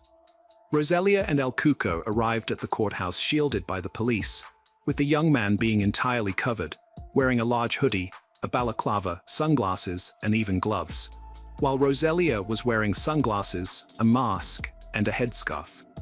In 2011, El Cuco declared that he had not been in the flat on Lyon 13th Street where the crime occurred, but with several friends. He said he had gone home at 11:30 at night and had met his mother's partner, who had gone out to throw out the garbage, then had gone up to his house and had not left for the rest of the night. Rosalia, for her part, said she had gone out with her partner for drinks around 11:30 at night and had returned home around 1:30 in the morning on January 25th, finding her son asleep there. El Cuco confessed that on the night of January 24th, Carano called him after having murdered Marta and asked him for help to bury her body. Along with Benitez, they took his mother's car and went to Lyon 13, where Delgado was also found. Meanwhile, Rosalia was at the bar and stayed there until 4:30 in the morning when she got home, and her son was still missing. Both El Cuco and his mother were charged with perjury, the ACT aggravated by having obstructed the judicial procedure ongoing since 2009. Both El Cuco and Rosalia accepted responsibility for their acts.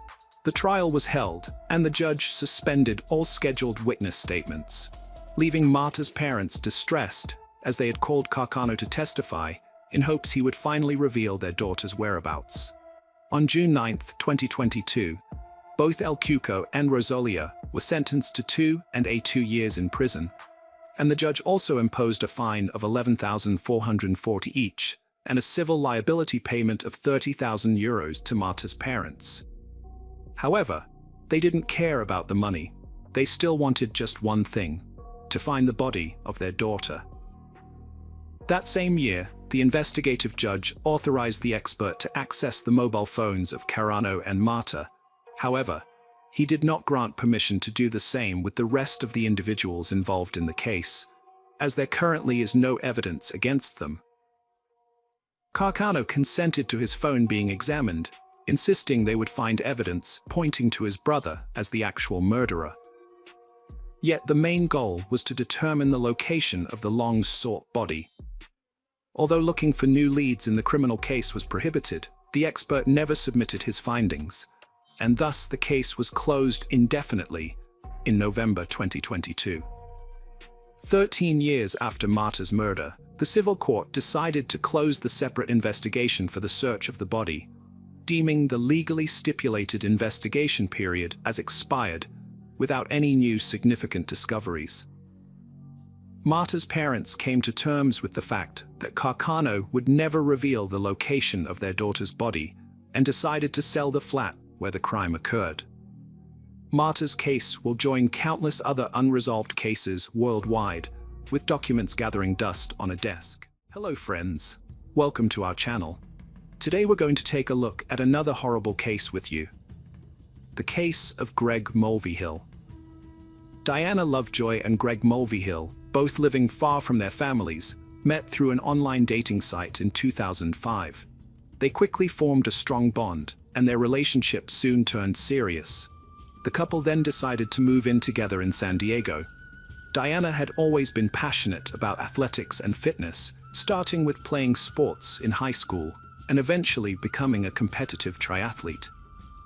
The couple shared a love for the outdoors, which played a significant role in their relationship. During the 2000s, San Diego was emerging as a major tech hub, and Diana and Greg took advantage of the abundant job opportunities. Both Diana and Greg excelled in their careers, with Diana being known for her dependability by her coworkers. After 2 years of dating, they got married in 2007, marking the beginning of a new chapter in their lives. For their honeymoon, they chose Costa Rica, where they attended surf school. Diana and Greg were deeply in love during the early years of their marriage. They shared a passion for life and made the most of every opportunity that came their way, enjoying countless adventures together. After their wedding, they moved to Carlsbad, a picturesque suburb north of San Diego, which offered a perfect blend of natural beauty, outdoor activities, and seclusion. Diana was immediately smitten with the area and felt like she was living her dream when she settled into her ideal home. However, 3 years into their marriage, their relationship started to take a turn. Diana began to experience symptoms that led her to believe she had fibromyalgia, a chronic condition characterized by widespread pain and tenderness in specific areas of the body. Although the exact cause of fibromyalgia remains unknown, several factors are thought to contribute to its development. Diana's fibromyalgia diagnosis significantly impacted her marriage to Greg. Previously an energetic and adventurous person, she struggled to adapt to her new limitations, including reduced stress and rest. This sudden change in lifestyle created challenges for their relationship as a couple. In 2011, Greg took Diana on a relaxing vacation to Santa Cruz, California, to help her cope with her condition. As a caring husband, Greg recognized the toll fibromyalgia was taking on Diana's well-being, including constant muscle pain, fatigue, and limited energy. The illness made it difficult for her to maintain her job, and eventually, Diana had to step away from her career to focus on managing her symptoms. She began spending more time at home in Carlsbad. Above all, Diana's greatest desire was to be a mother, to love and raise a child, to be confident and happy. Diana and Greg had been trying to have a child for years, but unfortunately, Diana suffered multiple miscarriages. These losses took a toll on Diana, affecting her both physically and emotionally. Although she didn't have children, she poured her love into her 2 beloved cats, Lanny and Turtle. However, her world was turned upside down when Turtle fell ill and eventually passed away. To comfort Diana during this difficult time, Greg surprised her with a new kitten, which she named Taffy. This thoughtful gesture brought Diana immense comfort. In a surprising turn of events, Diana discovered she was pregnant after years of unsuccessful attempts to conceive. Overjoyed, Greg looked forward to becoming a father, while Diana felt her dream of motherhood finally within reach. In September 2012, Diana gave birth to a baby boy, and Greg took time off work to bond with their newborn son. Greg loved being a father and cherished every moment with his son. Diana, on the other hand, was always worried about her son's health and happiness. As time passed, she started to suspect that her son might have a similar condition to her fibromyalgia. However, Greg was convinced that their son was healthy and didn't see any reason to worry. Despite their differing opinions on their son's health, Diana remained convinced that her son was ill. She began researching extensively and discovered a medication called guaifenesin, which was similar to Mucinex and often used to treat chest infections. Some people believed it could also alleviate fibromyalgia symptoms. Diana was determined to give her son high doses of guaifenesin, but Greg strongly opposed the idea, fearing it was unnecessary and could harm their son. This disagreement over their son's health care created growing tension in their marriage.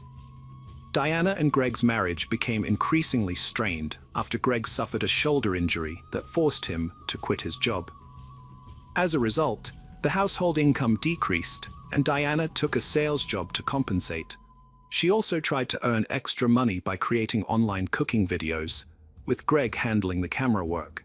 However, this venture didn't yield the desired results. Diana also appeared in promotional videos for kitty litter, but this effort also failed to bring in significant revenue. As their financial struggles continued, Diana and Greg's disagreements escalated, particularly regarding their 2-year-old son's health. By this point, they were constantly fighting, and their relationship was in jeopardy. Diana confided in her coworkers that she felt Greg was unhelpful and unsupportive. In July 2014, Greg had a disturbing encounter with a police officer who questioned him about allegations of abuse made by Diana. According to the officer, Diana had filed multiple police reports against Greg, leading to his removal from the family home. Diana and their son were allowed to stay, leaving Greg to face the consequences of the allegations. Diana told a trusted friend that she had been assaulted by Greg while she was sleeping. She took medication that made her drowsy, and when she started to wake up, she realized Greg was touching her inappropriately without her permission. Diana also accused Greg of sexually abusing their son. The authorities, including Child Protective Services, got involved after Diana made these allegations. Greg denied the accusations and claimed that Diana was only making these charges because he disagreed with her about their son's health issues. In response, Greg filed for divorce from Diana and requested custody of their son. Detectives investigated claims that Greg abused Diana and their son, but found no evidence to support these allegations. In fact, psychiatric evaluations of Greg and the boy revealed no signs of abuse. A judge ultimately dropped the case and granted Greg 50-50 custody of their son, much to Diana's dismay. Despite this, Diana remained committed to being a good mother and distancing herself from Greg and the associated drama. As part of their divorce agreement, Diana stayed in the house and agreed to compensate Greg for his share of the property. By 2016, the former couple had managed to establish a relatively peaceful co-parenting arrangement, with each having equal access to their son. However, this fragile peace was shattered on September 1, 2016, when the Carlsbad Police Department received a call from Jason Kovac, a friend of Greg's. Jason called 911 to report that his friend Greg had been shot multiple times and was bleeding severely. A patrol officer from the Carlsbad Police Department responded immediately and found Jason and Greg on the side of the road. Jason told the officer that the shooting had occurred about half a mile away. The officer quickly realized that waiting for an ambulance would put Greg's life at risk, so he decided to drive Greg to the hospital himself. Meanwhile, the SWAT team arrived and began searching the area for the shooter, but they couldn't find anyone. At the hospital, doctors rushed Greg into emergency surgery, where they discovered he had a gunshot wound to his chest. Greg survived the surgery, but he was placed on life support afterwards. While Greg recovered in the hospital, detectives interviewed Jason, who was still shaken by the event. Jason explained that Greg had received a call from a private investigator claiming to have important documents related to his custody and divorce proceedings with Diana. The investigator didn't leave his name, but he gave Greg a specific meeting time and location. Greg was initially hesitant, but his curiosity got the better of him, and he asked Jason to come along for backup. Jason agreed, and they armed themselves with a flashlight and a child's baseball bat. They arrived at the remote location, which was extremely dark due to the new moon. The only light came from a small sliver of the moon. According to Jason, the caller instructed Greg to find a package attached to an electricity pole. When Greg saw the package, he walked towards it with his flashlight, scanning the area. Suddenly, he shouted, "Gun!" and a gunshot rang out. Greg and Jason started running for their lives, with bullets whizzing past their heads. They eventually reached their car, where Jason realized Greg had been shot and called 911. Jason couldn't provide a detailed description of the shooter, but he led the detectives to the exact location of the shooting. During their investigation, they found an intriguing clue near the electricity pole, a neatly folded Angry Birds towel that seemed to be intentionally left there to deceive Greg. Jason reported hearing 6 gunshots, but the investigators found no evidence of shell casings or a weapon. This lack of forensic evidence suggested that the shooter was experienced and knowledgeable about covering their tracks. During their search, the detectives noticed a strong smell of feces in the air, which led them to a pile of feces accompanied by a towel that seemed to have been used for cleanup. The investigators preserved the feces sample and towel as potential evidence, carefully packaging and transporting them to the crime lab for analysis. However, obtaining DNA evidence from the feces sample could take up to a month. In the meantime, the detectives continued their search for a suspect, investigating all available evidence and following up on leads. They focused on Greg's estranged wife, Diana Lovejoy, and questioned her about her possible involvement in the shooting. Diana denied any knowledge and provided an alibi, stating she was at home with her son at the time of the shooting. Greg unexpectedly woke up from life support and began to recover. When he was well enough, he was interviewed by detectives, who asked about his estranged wife's potential involvement. Greg expressed doubt that Diana was capable of such violence, but acknowledged their past conflicts and ongoing divorce and custody battle over their son. The detectives acquired the phone number used to lure Greg to the remote area, which led them to a pay-as-you-go plan and a purchase at Best Buy near Carlsbad. They obtained video footage of the purchase, which showed Diana Lovejoy buying the phone. This solidified her as the prime suspect, and she was arrested during a traffic stop. Diana claimed innocence during her arrest, but when confronted with the evidence, she admitted to buying the phone. She then revealed that she was afraid of Greg, had purchased a gun, and took shooting classes at Iron Sights, where she met instructor Weldon McDavid, an ex-Marine weapons expert.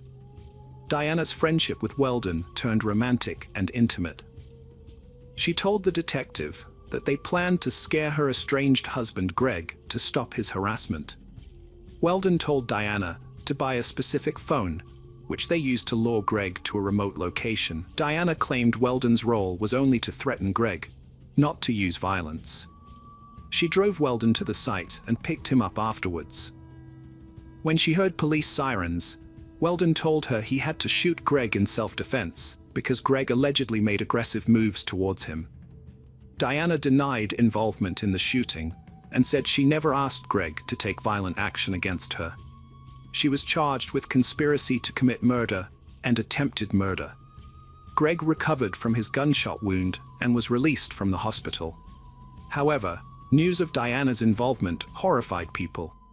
Weldon was tracked down and brought in for questioning. Weldon told the detectives he was at home, 30 minutes away, on the night of the shooting. When asked for a DNA sample, Weldon became nervous. The detectives asked if his DNA would be at the crime scene, and Weldon claimed to remember stopping to use the bathroom on a dirt road the night before. The detectives obtained a search warrant and found a rifle with a live round and 6 spent shell casings in Weldon's garage. The shell casings matched a witness's account of hearing 6 gunshots. Weldon was arrested for attempted murder and conspiracy to commit murder. Searching Diana's house, the detectives found a suspicious search history on her computer. She had searched for "new moon," which coincided with the night of the shooting. This was significant because there was minimal ambient light during new moons, making it a suitable time for the murder. The detectives concluded that Diana had premeditated knowledge of the shooting and a motive to kill Greg. She would have had to pay him $120,000 in their divorce settlement, and eliminating him would be easier than paying the debt. Diana Lovejoy and Weldon McDavid's trial began in October 2017. Weldon claimed he never intended to shoot Greg. Weldon claimed his goal was only to scare Greg, but the situation escalated when either Greg or Jason yelled, "I got a gun." Weldon stated that, as a skilled marksman, if he had wanted to kill Greg, he would have been able to do so. However, the prosecution presented a different theory. They argued that Weldon did not shoot and kill Greg because Greg shone a flashlight in Weldon's eyes, disorienting him due to the darkness. Having sat in the dark for an extended period, Weldon's sense of direction was impaired. This ultimately saved Greg's life. The jury found Diana Lovejoy and Weldon McDavid guilty of conspiracy to commit murder and attempted murder. Upon hearing the verdict, Diana collapsed, although the state believes she was faking it. Weldon was sentenced to 50 years to life, while Diana was sentenced to 26 years to life. Both maintain their innocence. Hello friends, welcome to our channel. Today we're going to take a look at another horrible case with you. The case of Emmett Corrigan. Ashley Harmon was a vibrant and intelligent person who experienced a challenging time when her parents divorced at the age of 9. During this period, she took on a maternal role, caring for her 5 siblings and protecting them. Ashley's faith was the cornerstone of her life. As a devout Mormon and a member of the Church of Jesus Christ and the Latter-day Saints, she turned to her faith in God for strength and comfort during difficult times. Her unwavering belief provided her with a sense of peace, resilience, and determination, enabling her to overcome obstacles and face challenges with courage. In 2003, while studying human development at Utah State, Ashley met Emmett, a philosophy student. Emmett, like Ashley, had experienced the pain of his parents' divorce at a young age. However, he found solace in the Mormon faith and was baptized into the Church of Jesus Christ and the Latter-day Saints at 17. Ashley was immediately drawn to Emmett's charm, and he reciprocated her feelings. Emmett was immediately smitten with Ashley's intelligence when they first met, and he quickly realized she was the one he wanted to spend the rest of his life with. He confided in his closest friends about his feelings, and their relationship blossomed over the next few months. During Christmas in 2008, Emmett proposed to Ashley, and to his delight, she accepted. The couple tied the knot in a Mormon temple, surrounded by their shared values and beliefs. The ceremony was a beautiful expression of their commitment to each other and their faith. As newlyweds, Emmett and Ashley were filled with joy and excitement as they began their new life together. Their marriage was built on a foundation of stability and happiness, which is deeply rooted in Mormon values. In the Mormon faith, marriage is considered a sacred and eternal bond that transcends mortal life. While divorce is not entirely ruled out, it is strongly discouraged and only permitted under specific extreme circumstances. In 2005, Ashley and Emmett had twin daughters, and they were thrilled to start their journey as parents. Emmett loved being a father and cherished every moment with his girls. Ashley was happy to be living the life she always wanted. At the time, they were college students at Utah State University, and they managed to balance school with taking care of their babies. Although they faced challenges, their faith and love for each other helped them overcome difficulties. With determination, they pushed through and worked towards a better future. In 2009, Emmett graduated from Utah State University with high honors, went to law school, and passed the bar exam, becoming a bankruptcy attorney. During this time, Ashley stayed at home to care for their growing family, while Emmett focused on building his career. Ashley Corgan took on the role of managing the household and raising their 4 young children. To outsiders, the Corgan family appeared to have a perfect life, a beautiful home, multiple kids, and a fulfilling career for Emmett. But beneath the surface, things were different. In August 2010, Emmett began to feel overwhelmed by the financial burden of providing for his family of 6. To remedy this, Emmett decided to start his own business, a criminal defense firm. Through a friend, he met Candy Hall, a reputable paralegal with experience in criminal law. The two met for lunch and got along well, leading Emmett to hire her for his firm. Candy was married to Robert Hall, a hard worker and devoted father. When Candy landed the job at Emmett's firm, she was initially thrilled, and her husband and children were happy for her. As the stress of building a business and raising their large family took its toll, Ashley noticed a change in her marriage to Emmett. He was overwhelmed by his responsibilities and saw a release by spending excessive time at the gym, often at inconvenient times that left Ashley to care for their 4 children alone. Despite their growing distance, Ashley and Emmett welcomed their 5th child, a son, on January 15, 2011.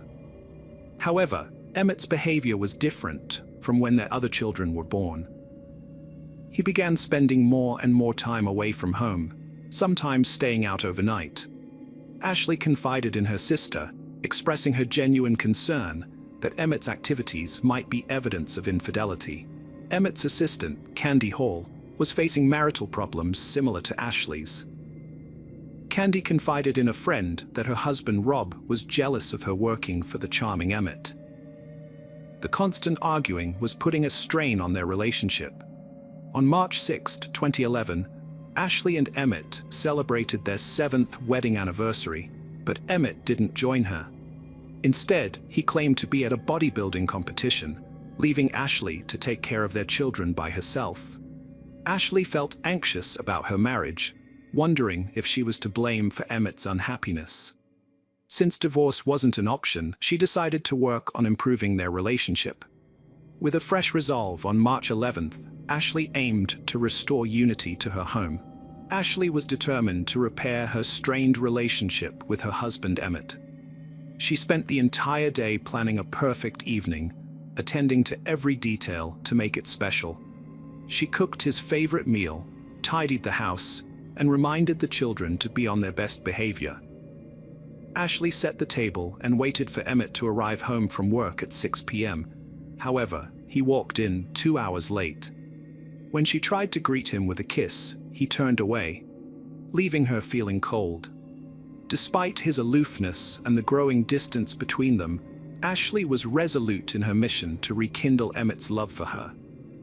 She firmly believed that their love was worth fighting for and was willing to do whatever it took to salvage their relationship. 2 hours after she had finished preparing dinner, the family finally gathered around the table to eat. But to Ashley's dismay, Emmett claimed he wasn't hungry. Ashley prepared a meal for her husband Emmett, but he showed little interest, leaving her disappointed and hurt. When he claimed he needed to go to Walgreens, Ashley sensed something was wrong and asked him to stay and talk. Emmett responded harshly and left, leaving Ashley confused and hurt. Meanwhile, Emmett's assistant, Candy, was going through a tough time in her marriage to Rob Hall.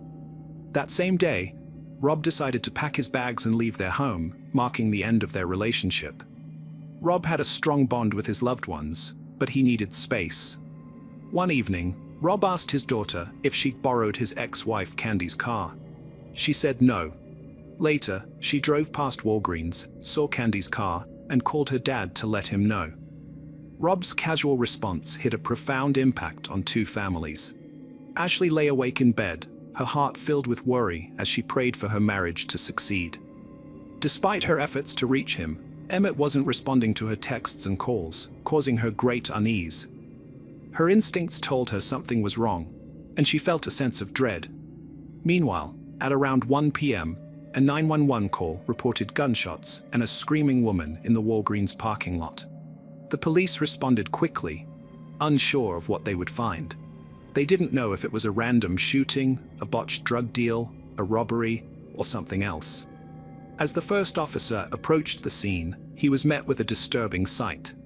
A lifeless body on the ground, and another person, wounded and clutching their head in pain. The injured person was rushed to the hospital with a gunshot wound, leaving the police with many unanswered questions.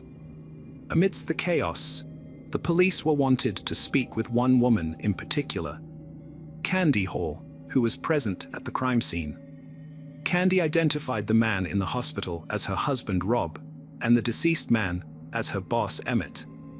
Emmett had suffered 2 gunshot wounds to the head and chest. Shortly after Emmett's body was discovered in the Walgreens parking lot, his wife Ashley received a knock on her door. When she answered, police officers broke the devastating news to her. Her husband Emmett was dead, a victim of a shooting. Ashley was shocked and distraught, unable to fathom what had led to this tragic event. The police then asked Ashley if she was familiar with Rob and Candy Hall. Ashley revealed that she knew Candy as Emmett's assistant, but she had long suspected that the two were having an affair. The police brought Candy in for questioning at the station, determined to piece together the events leading up to Emmett's murder and Rob's shooting. During the interrogation, Candy denied having a romantic relationship with her boss Emmett, and she vehemently rejected any suggestion of intimate relations. According to Candy, she had driven to Walgreens that night solely to pick up a prescription. Candy and Emmett met by chance in a store and decided to take a drive in Emmett's car.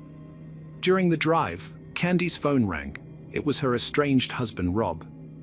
Candy told Rob she was with Emmett, which sparked Rob's jealousy and led to him making a violent threat against Emmett. After the phone call, Candy and Emmett stopped at a gas station and eventually arrived at Walgreens. When they got out of the car, Candy saw Rob waiting for them, visibly angry. The situation escalated into a heated argument and physical fight between Rob and Emmett. Amidst the chaos, Candy heard 3 loud gunshots and turned to see both men on the ground. She saw a gun lying nearby, picked it up and threw it away. When questioned by detectives, Candy claimed she didn't know who fired the first shots. Rob, who suffered a superficial gunshot wound to the head, was treated at the hospital and then interviewed by detectives.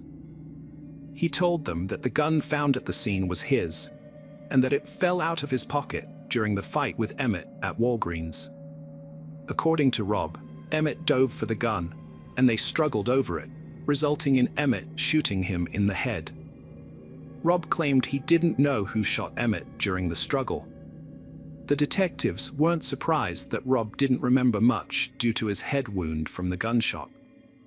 However, they did wonder if Emmett had fired the first shot, considering he ended up dead.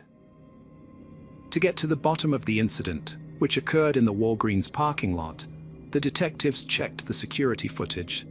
Upon reviewing the footage, they saw Rob Hall arrive at the parking lot at 9:55 p.m. 1 minute later, he entered the Walgreens store, rushing through each aisle as if searching for someone. The footage then showed Rob leaving the store at 10:06 p.m. and parking his car beside the candy section, where he waited for several minutes. 10 minutes after the shooting, Emmett's truck appeared on security footage as it pulled into the parking lot, but the shooting itself wasn't caught on camera. Although Candy, Emmett's assistant, initially denied having a romantic relationship with her boss, coworkers whispered that they were more than just colleagues. In fact, coworkers often saw Candy and Rob spending time together in Rob's office, with the door closed.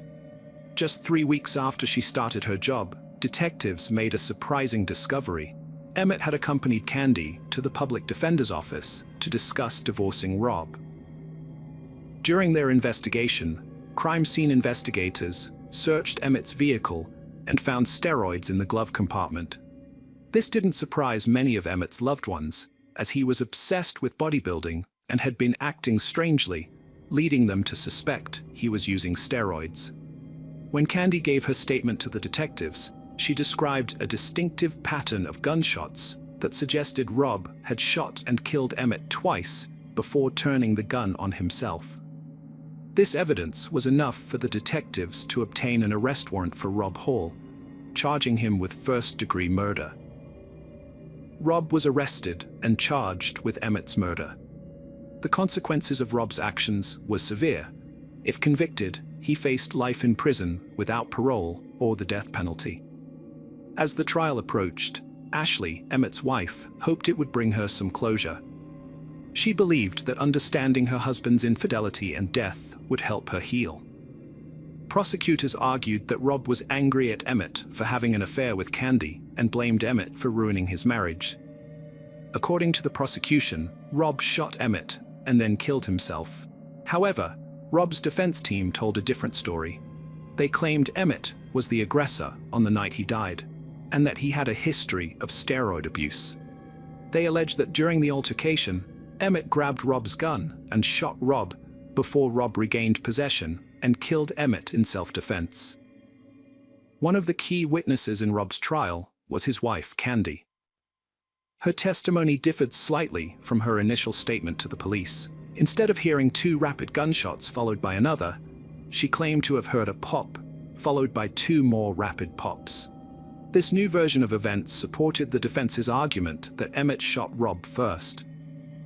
To prove Rob was the shooter, prosecutors presented forensic evidence that the type of weapon used in the parking lot shooting left significant gunshot residue, GSR, after firing. Investigators tested Rob and Emmett for GSR and found that Rob's left palm had 32 particles, his right palm had 23, while Emmett had only 1 particle on his left hand and none on his right. The forensic evidence proved that Rob was the one who fired the gun 3 times, and Emmett never possessed the weapon. After careful consideration, the jury found Rob Hall not guilty of first-degree murder, but guilty of second-degree murder, which means the murder was not premeditated. The judge sentenced Rob to 30 years in prison. Rob will be eligible for parole in 2028 when he is 58 years old. Despite the conviction, Rob maintains his innocence and appealed his conviction in 2021, but the Idaho Supreme Court denied him a retrial. 2 months after Emmett's murder, Candy Hall was arrested and charged with embezzlement for allegedly stealing money from her previous employer. This charge was unrelated to Emmett's murder. Candy pleaded guilty and was sentenced to imprisonment, released on parole in 2014, and remains on probation until 2026. In an interview, Candy expressed deep feelings of guilt over the incident, mainly due to its impact on her relationships with her children. She hopes to prove to them that it was a regrettable mistake. Ashley struggled to come to terms with her husband's murder by his lover's husband. In a 2015 interview, she faced Candy Hall for the first time. Despite her emotional pain, Ashley decided to move on and create a new life. She moved out of town with their 5 children, who gradually adjusted to the change and found joy again. Ashley eventually remarried, had 2 more children, and now blogs for victims of trauma. Hello friends, welcome to our channel. Today we're going to take a look at another horrible case with you. The case of Corey Richens. Eric Richens was born on May 13, 1982, and left a lasting impact on those around him. As a child, Eric was passionate about sports, actively participating in basketball, baseball, and soccer, which showcased his athletic talent and enthusiasm for staying active. Eric's true passion, however, was anything that involved being outdoors. He was an exceptional hunter, known for his impressive marksmanship, and had amassed an impressive collection of trophy animals from around the world. With his vibrant personality, Eric had the ability to light up any room he entered, spreading joy and laughter through his storytelling, playful pranks, and contagious laughter. As an adventure seeker, Eric lived life to the fullest in Utah, where he owned a wide range of motorized vehicles, including trucks, 4-wheelers, and snowmobiles. He loved exploring the outdoors and relishing the thrill of adventure. Despite his love for fun and adventure, Eric was deeply committed to his faith, being a devoted member of the Church of Jesus Christ of Latter-day Saints. Eric's family supported him on a 2-year mission trip to Mexico City, where he became fluent in Spanish. After high school, he attended the University of Utah, earning a degree in international studies with a minor in Spanish in 2009.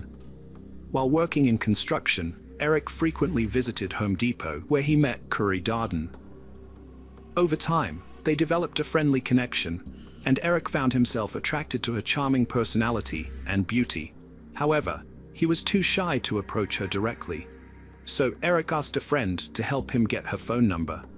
One day, while Eric was shopping at Home Depot, his friend discreetly asked Curry for her number, telling her that Eric was interested in getting to know her better. Eric anxiously waited to see if his plan would work. Eric took the next step and called Curry to set up their first in-person meeting, unaware that it would be a life-changing event. As soon as they met, they clicked, and their first date marked the start of a romantic journey. As they introduced each other to their families, their bond grew stronger. Curry's family welcomed Eric with open arms, and Eric's family was equally impressed by Curry's character and how well she fit with him. Although Eric's sisters, Katie and Amy, were initially cautious, they soon warmed up to Curry and accepted her into their family. In 2013, Eric and Curry got married in an intimate ceremony, making their relationship official. After their wedding, Curry gave birth to their first child, Carter, followed by Ashton and then Weston, completing their ideal family. Eric naturally took to being a father, and his boys looked up to him.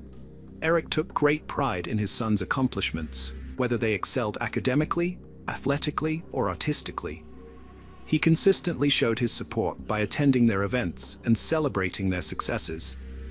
Later, Eric established a successful stonemasonry business, which flourished due to his exceptional craftsmanship and attention to detail. Clients sought him out for his expertise in creating beautiful stonework. The business provided Eric and his family with financial security. Additionally, Curry, who worked in real estate, contributed to the family's income. Her entrepreneurial spirit, coupled with her knowledge of the local market, made her a valuable asset. She would buy homes, renovate them, and sell them for a profit. The Richins family enjoyed a wealthy lifestyle, symbolizing the epitome of success. However, their seemingly perfect life came to a sudden end on March 4, 2020, when Curry called 911 to report that her husband Eric was unresponsive. When paramedics arrived, they determined that Eric had already passed away. Devastated, Curry called her mother Lisa, who rushed to be by her side. Curry's brothers, DJ and Ronnie, were present too, overcome with tears and shock. The three of them struggled to come to terms with Eric's passing. Curry recounted that the evening had begun on a happy note as they celebrated her latest real estate business milestone, the purchase of a luxurious mansion. Before retiring to bed, Curry had even prepared Eric's favorite drink, a Moscow Mule, mixing ginger beer with vodka. Curry went to bed around 9 p.m., but ended up sleeping in her 9-year-old son's room because he was having nightmares. Later, around 3 a.m., she returned to the bedroom she shared with Eric. When she touched him, she was alarmed to find him ice-cold and unresponsive. Despite trying to wake him, she couldn't rouse him and knew something was seriously wrong. As she waited for the paramedics to arrive, Curry remembered the dispatcher's instructions to perform CPR on Eric, which she claimed to have followed. The paramedics were baffled by Eric's cause of death, speculating that it might have been an aneurysm, given his apparent good health and lack of known medical conditions. However, further investigation revealed that Eric had complained to Curry about chest pains the night before his death, which initially reinforced the aneurysm theory. But the autopsy results were shocking. Eric's cause of death was ultimately determined to be a lethal dose of fentanyl. Fentanyl is a highly potent pain medication that can be extremely dangerous and even deadly when taken in excessive amounts. After Eric's death, a critical question remained. How did this substance end up in his system? From the start, Curry and her family quickly blamed Eric's recreational drug use as the reason fentanyl was present. Curry explained that Eric would take a THC-infused gummy every night to relax, as he preferred THC, the psychoactive ingredient in cannabis, to unwind. However, Curry, her mother, and brothers had concerns about the origin of these gummies, suspecting that Eric didn't always buy them from trustworthy sources, and instead purchased them illegally. Eric's family strongly disagreed with these claims, believing there was more to the story, and urged investigators to explore other possibilities.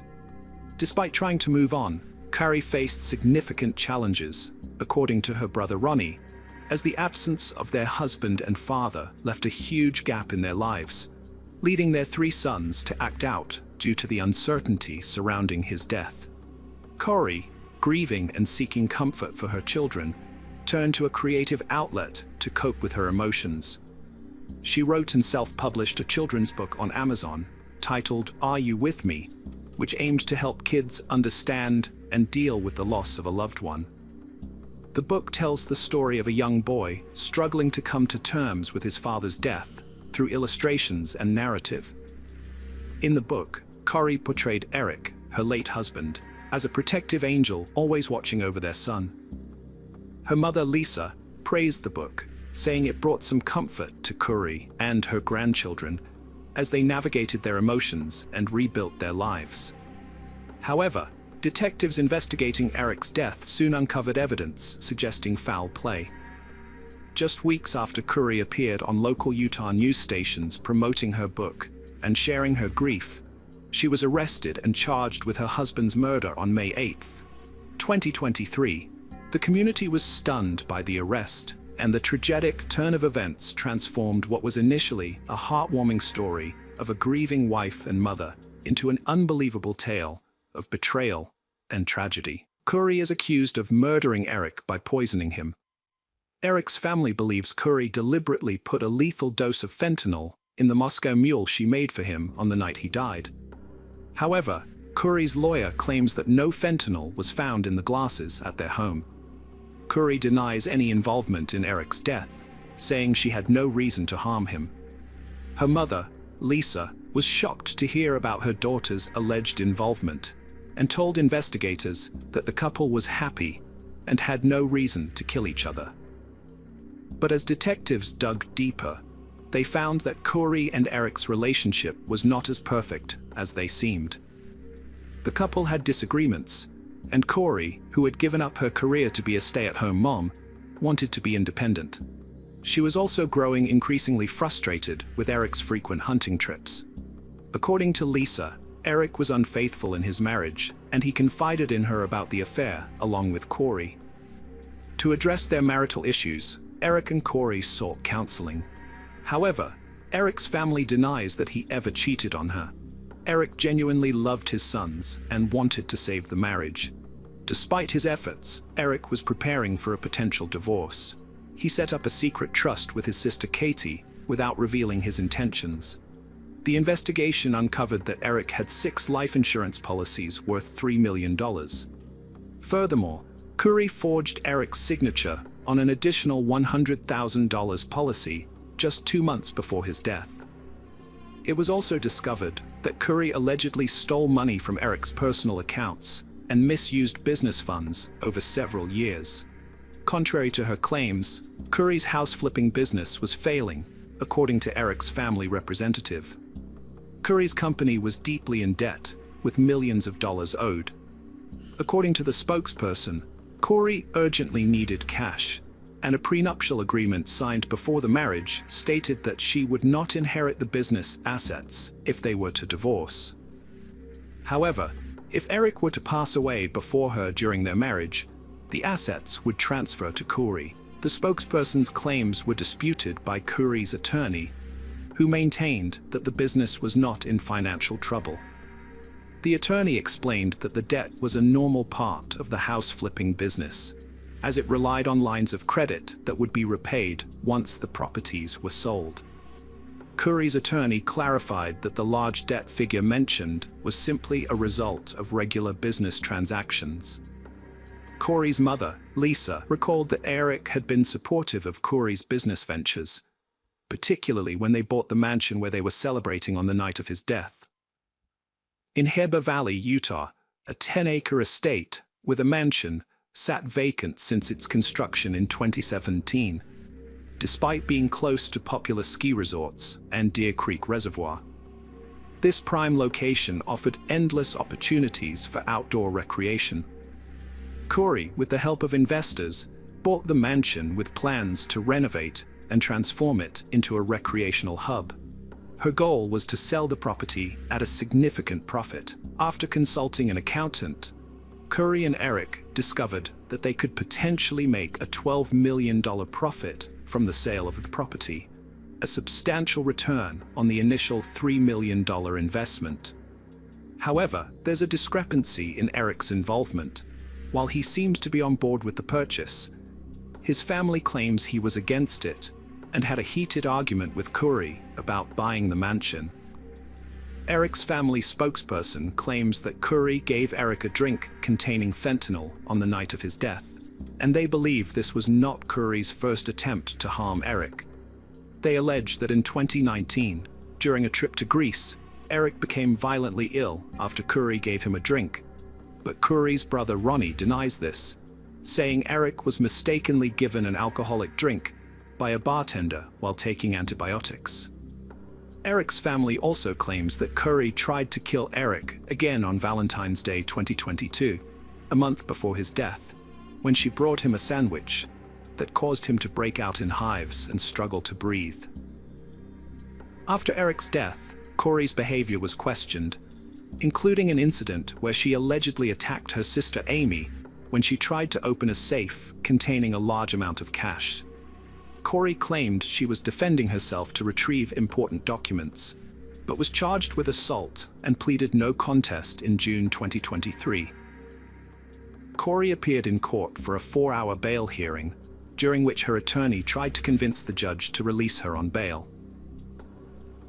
Prosecutors presented 3 witnesses and evidence to argue that Corey had poisoned her husband. One of the witnesses, a cell phone expert, testified about Google searches found on Corey's phone, including queries about retrieving deleted iPhone messages, FBI's ability to find deleted messages, and the lethal dose of fentanyl. However, Corey's attorney countered that these searches were conducted after her husband's death, as Corey sought answers to the accusations against her. The prosecution also questioned the lead detective about potential sources Corey might have used to obtain the drugs that killed Eric. According to the detective, a woman named Carmen Labba, who claimed to work as a cleaner for Corey's business and home, told investigators about a meeting that took place in early 2022. During a call, Corey asked Carmen to buy fentanyl pills for an investor with a back injury. Carmen, who had a history of drug-related crimes and was on probation, agreed to the request. She later told detectives that she purchased 15 to 30 fentanyl pills and met with Corey to exchange them for cash. This exchange happened on February 11, 2022, just 3 days before Valentine's Day. Around the same time, court documents suggest Corey tried to poison Eric with a sandwich. Carmen also told detectives that Corey contacted her again, looking for even stronger drugs. She said Corey paid her with a check this time. Specifically, Carmen claimed that Corey wrote her a check for $1,300 about a week after Eric's death. However, Corey's attorney questioned whether the check could have been payment for cleaning services instead, and the detective acknowledged that this was possible. Corey's lawyer tried to discredit Carmen by pointing out her criminal history, including 4 first-degree felonies, and suggesting that she might not be a trustworthy witness. The lawyer claimed that Carmen may have been coerced into saying she sold drugs to avoid a long prison sentence, as the detective allegedly told her she would face serious consequences if she didn't cooperate. The lawyer also asked if there was any physical evidence to prove Carmen had bought drugs. The detective admitted that they found no text messages showing Corey asking Carmen for drugs, and no witnesses came forward to confirm they had seen the exchange. At the bail hearing, Eric's sister spoke to the judge, expressing her family's distress over Eric's death, and their fear that if Corey was released on bail, he would cause them further pain. Eric's sister asked the judge to keep Corey in custody, and the judge accepted her request. Meanwhile, Corey's family was upset because Corey was not allowed to leave jail before her trial and would have to stay there. They believed that Corey's time in jail was affecting her mental and physical health. In 2023, something serious happened to Corey while she was taking medicine given to her by the jail officials. She had a seizure and was quickly taken to the hospital from the jail. While Corey was in jail, she claimed that the officials gave her the wrong medication, which caused her to experience adverse effects. Fortunately, she recovered after being treated at a hospital. During her hospital stay, jail officials found a handwritten, unsent letter in her cell. They filed it into court records, claiming it was a note from Corey to her mother. Prosecutors argued that this letter provided additional evidence of Corey's intentions and motivations. In November 2023, they requested a no-contact order to restrict Corey's access to her mother and brothers, mainly due to the letter. Prosecutors claimed that the letter was evidence of witness tampering. According to prosecutors, the letter instructed Corey's mother on how her brother Ronnie should testify in court. Specifically, Corey allegedly wanted Ronnie to claim that Eric had admitted to obtaining pain pills containing fentanyl from Mexico during his trip abroad. The letter also instructed Ronnie to obtain text messages from Eric discussing his drug use. Corey stressed the need to link Eric's Mexico activities to his alleged drug involvement. Despite this, she vehemently denied accusations that a letter was an attempt to tamper with witnesses, claiming it was a work of fiction she wrote as a fantasy story. The judge ruled in her favor, as the prosecution failed to prove witness tampering. Currently, Corey and Eric's family are fighting for custody of their 3 sons, who are living with one of Eric's relatives. Although Corey is in jail, she still gets to see her sons through twice-weekly video calls. While her family has not been allowed private visits with the children, they regularly attend their sports events and practices, which are open to the public. If convicted of poisoning her husband Eric with fentanyl, Corey faces a sentence of 25 years to life. Multiple civil lawsuits have been filed against Corey, all related to Eric's estate. A central issue in these cases is the custody of Eric's children. Eric's family thinks that Corey's family is motivated by a desire to control Eric's assets, as whoever gets custody of the children will also gain control of his money. Corey's trial is scheduled to start in 2025. Hi there, investigators. It's time to uncover the truth behind another case. The case of Nicole Lobby. Nicole Lobby, 29 years old, lives with her husband Chris and has a large family in Oregon, USA. Nicole was a beautiful woman, loving wife, amazing mother, and a friend.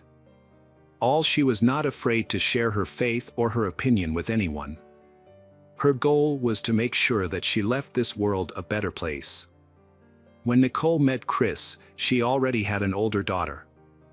Chris also had 2 daughters, and after they got married, they had a son. Nicole is known for being adventurous, brave, and always looking forward. She overcame a rare cancer and then became very passionate about fitness. Nicole's goal is to become a fitness trainer. Nicole recently started a new job, and no one thought she would be in danger at work. At about 5 p.m. on August 19, 2014, Portland Emergency Services received a call from a man reporting that a woman had been stabbed in the chest. The victim was still alive but had difficulty breathing. So the witness requested that an ambulance be sent to Timber Creek Apartments as soon as possible. Police quickly arrived and spoke with the man who called 911, who gave more details about the incident. He said he and his wife were walking down the stairs of their apartment building to the parking lot when they heard screaming. He turned to his right and saw a woman running toward them, screaming, "He stabbed me, he stabbed me." She told the couple she didn't know the attacker, but he was wearing camouflage pants and a black hoodie. The manager of Timber Creek Apartments identified the victim as Nicole Lobby, 29, a coworker. Nicole was a leasing consultant and had been working there for several weeks. On August 19, during her work hours, she drove a trolley around the complex delivering letters asking for lease renewals. Along with each letter, Nicole gave each resident a balloon tied to a bag of popcorn. When she was done, she marked each apartment on a map in the trolley. Based on Nicole's notes and the map, detectives determined that the attack may have occurred on a specific stairwell in Timber Creek at the time residents heard Nicole screaming. The attacker may have been waiting for her under this stairwell. There was also a trail of blood from the stairwell and flyers scattered at the bottom of the stairs. During the Washington County Sheriff's Office investigation, several witnesses reported seeing a suspicious young man wearing a black hoodie and camouflage pants near Timber Creek at the time of the attack. Combining the reports and the timing of the sightings, detectives determined the suspect's route through Timber Creek. More than 20 officers were involved in this intensive investigation, assisted by canine dogs. The Washington County Search and Rescue Team searched the woods along Cedar Mill Creek, a stream that runs through the Timber Creek residence. During the search, they found several items that were sent to a lab for analysis. Detectives did not disclose the exact findings but said they were investigating every possibility. Investigators are trying to figure out what caused the attack, which took place in broad daylight at an apartment complex with more than 1,000 residents. They have contacted Nicole's husband, Chris Lobby, and informed him of the incident. The police took several steps to identify the attacker. It was not a robbery, and the attacker did not attempt to remove her clothing. This suggested that the motive for the murder might have been a personal dispute. This theory led detectives to her husband, Chris. Chris cooperated with the police and answered questions about his 4-year marriage to Nicole. Investigations revealed that he was at daycare picking up his son at the time of the attack. Therefore, Chris could not have been the attacker. Meanwhile, while interviewing residents at Timber Creek Apartments, the police found 2 more witnesses who saw a man wearing a black hoodie and orange pants. They saw this man, who had similar features to the suspect, running across the street without looking back. Around the same time the attack on Nicole took place, a hooded man was seen running toward the houses across from Timber Creek Apartments. Detectives, working with witnesses, drew up a sketch of the suspect and quickly circulated it throughout the city, even appearing on television news. The city urged anyone who recognized the familiar facial features to report the incident. Detectives also worked with informants to find clues about the killer. The sketch led to several leads. A man said his son knew a man who matched the sketch. His name was Taylor, and he had recently threatened others with a knife. Police found Taylor and brought him in for questioning. Taylor said strange things and seemed to have mental problems. When asked about Nicole, he did not hesitate to admit that he had killed her. However, Taylor's testimony was inconsistent, as he only mentioned information that had already been in the newspaper and gave irrelevant details. As a result, the police eliminated him as a suspect. After the sketch of the suspect appeared in the newspaper, the police received a tip about a man named Nick who had a criminal history. Nick looked similar to the suspect in the sketch. However, he had never done anything similar to what happened to Nicole. He had run-ins with the law before, but he had never physically harmed anyone. The police interviewed Nick and found his behavior disturbing. When asked about Nicole and the crime, he denied any involvement and asked for a lawyer. The police then obtained a search warrant for Nick's home. They found a black hoodie and orange pants, but the hoodie did not match the witness description because it had a bright white logo on the front. Nick's clothes were sent for analysis, but no evidence was found linking him to the crime. Nick's phone records also showed that he was not near the scene of the attack. As a result, the police eliminated Nick as a suspect, and the case went cold. Nicole's family is going through a very difficult time. In an interview with reporters, Chris Lobby shared that he can't stop thinking about what happened to Nicole. He said, "The hard thing is that there are so many unanswered questions. I keep thinking about what happened, different scenarios, and there are no answers to any of them." The police were concerned that the perpetrator might strike again, and their worries became a reality. 3 weeks after Nicole's death, on September 13, 2014, the Eugene Police Department received an alarming call. Eugene is a city about 100 miles from Portland. On that day, a resident was attacked while leaving a bar near Autzen Stadium. Heather Miller, 39, had gone to a bar near the stadium to watch the game. Around 8 p.m., when the game ended, Heather decided to go home. The streets were almost deserted. As she left the bar, she tried to call a taxi but realized her phone was dead. So she decided to walk closer to the stadium to catch one more easily. As she walked along the sidewalk, she noticed someone following her. As she crossed the street and turned around, she saw the man behind her was still following her. She walked faster but was suddenly hit in the back of the head, knocking her unconscious. When she woke up, she found herself face to face with her attacker, who had pulled down her pants in an attempt to sexually assault her. Heather tried to reason with her attacker. She said she had a daughter and begged to see her again, but he continued to beat her. Heather described that every time she spoke, she was punched in the face. Eventually, Heather realized that the only way to survive was to pretend to be dead. She closed her eyes and remained silent. When the attacker thought he had achieved his goal, he ran away. Despite the brutal beating, Heather found the strength to stand up and go out into the street. A minute later, a car stopped and the driver called 911. An ambulance arrived and rushed her to the hospital. Heather regained consciousness and spoke to a detective who arrived shortly afterward. At this time, neither of them knew that the attacker had been arrested at the police station. There was a park near the scene of the attack.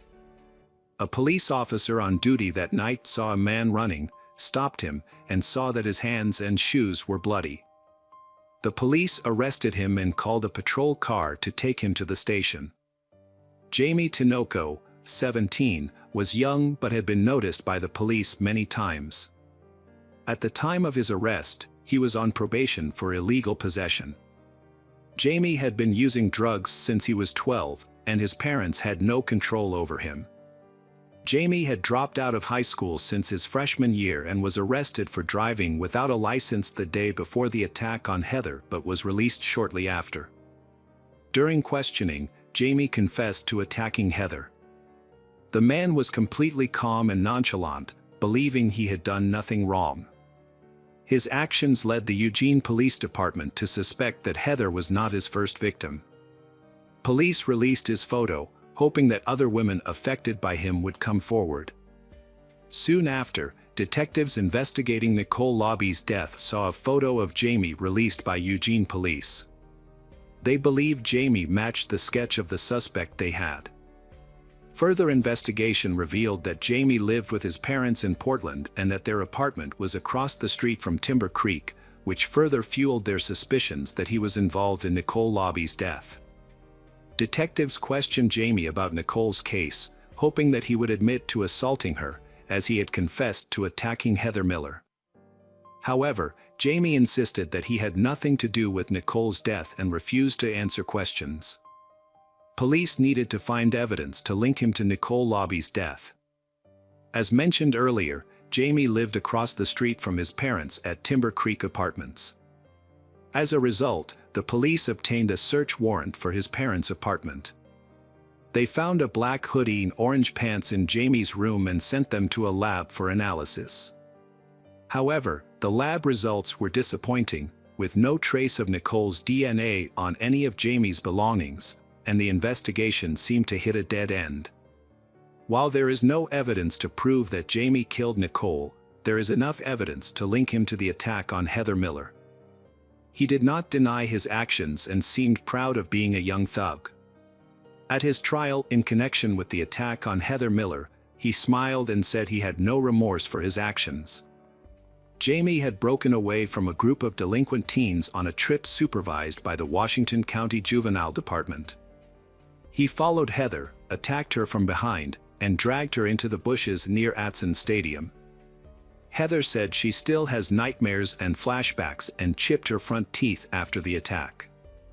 She has had to find a new job.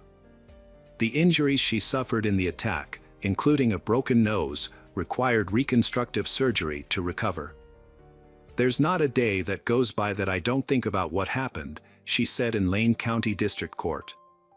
"I pray that Jamie will never have the opportunity to do this to another person and impact their life the way he impacted mine." Heather Miller held hands with two family members as she sat with more than a dozen supporters before reading her statement aloud. Jamie grinned in court as the victim recounted the horrifying details of the attack she endured. When the judge asked why Jamie was smiling, he replied that he did not know. The judge called Jamie's lack of remorse appalling and labeled him a danger to the community, then imposed the maximum sentence. Heather, comforted by friends and family after the hearing, said, "His behavior was disrespectful and unrepentant, and the judge's sentence was fully deserved." A courageous mother of two, Heather pleaded with the judge that Jamie would never have the opportunity to harm another person. She did not want him to think he had won and brought her down.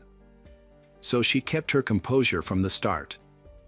Although the defense tried to portray Jamie as a young man who had been affected by substance abuse for years, the judge noted that his behavior in court clearly reflected character issues.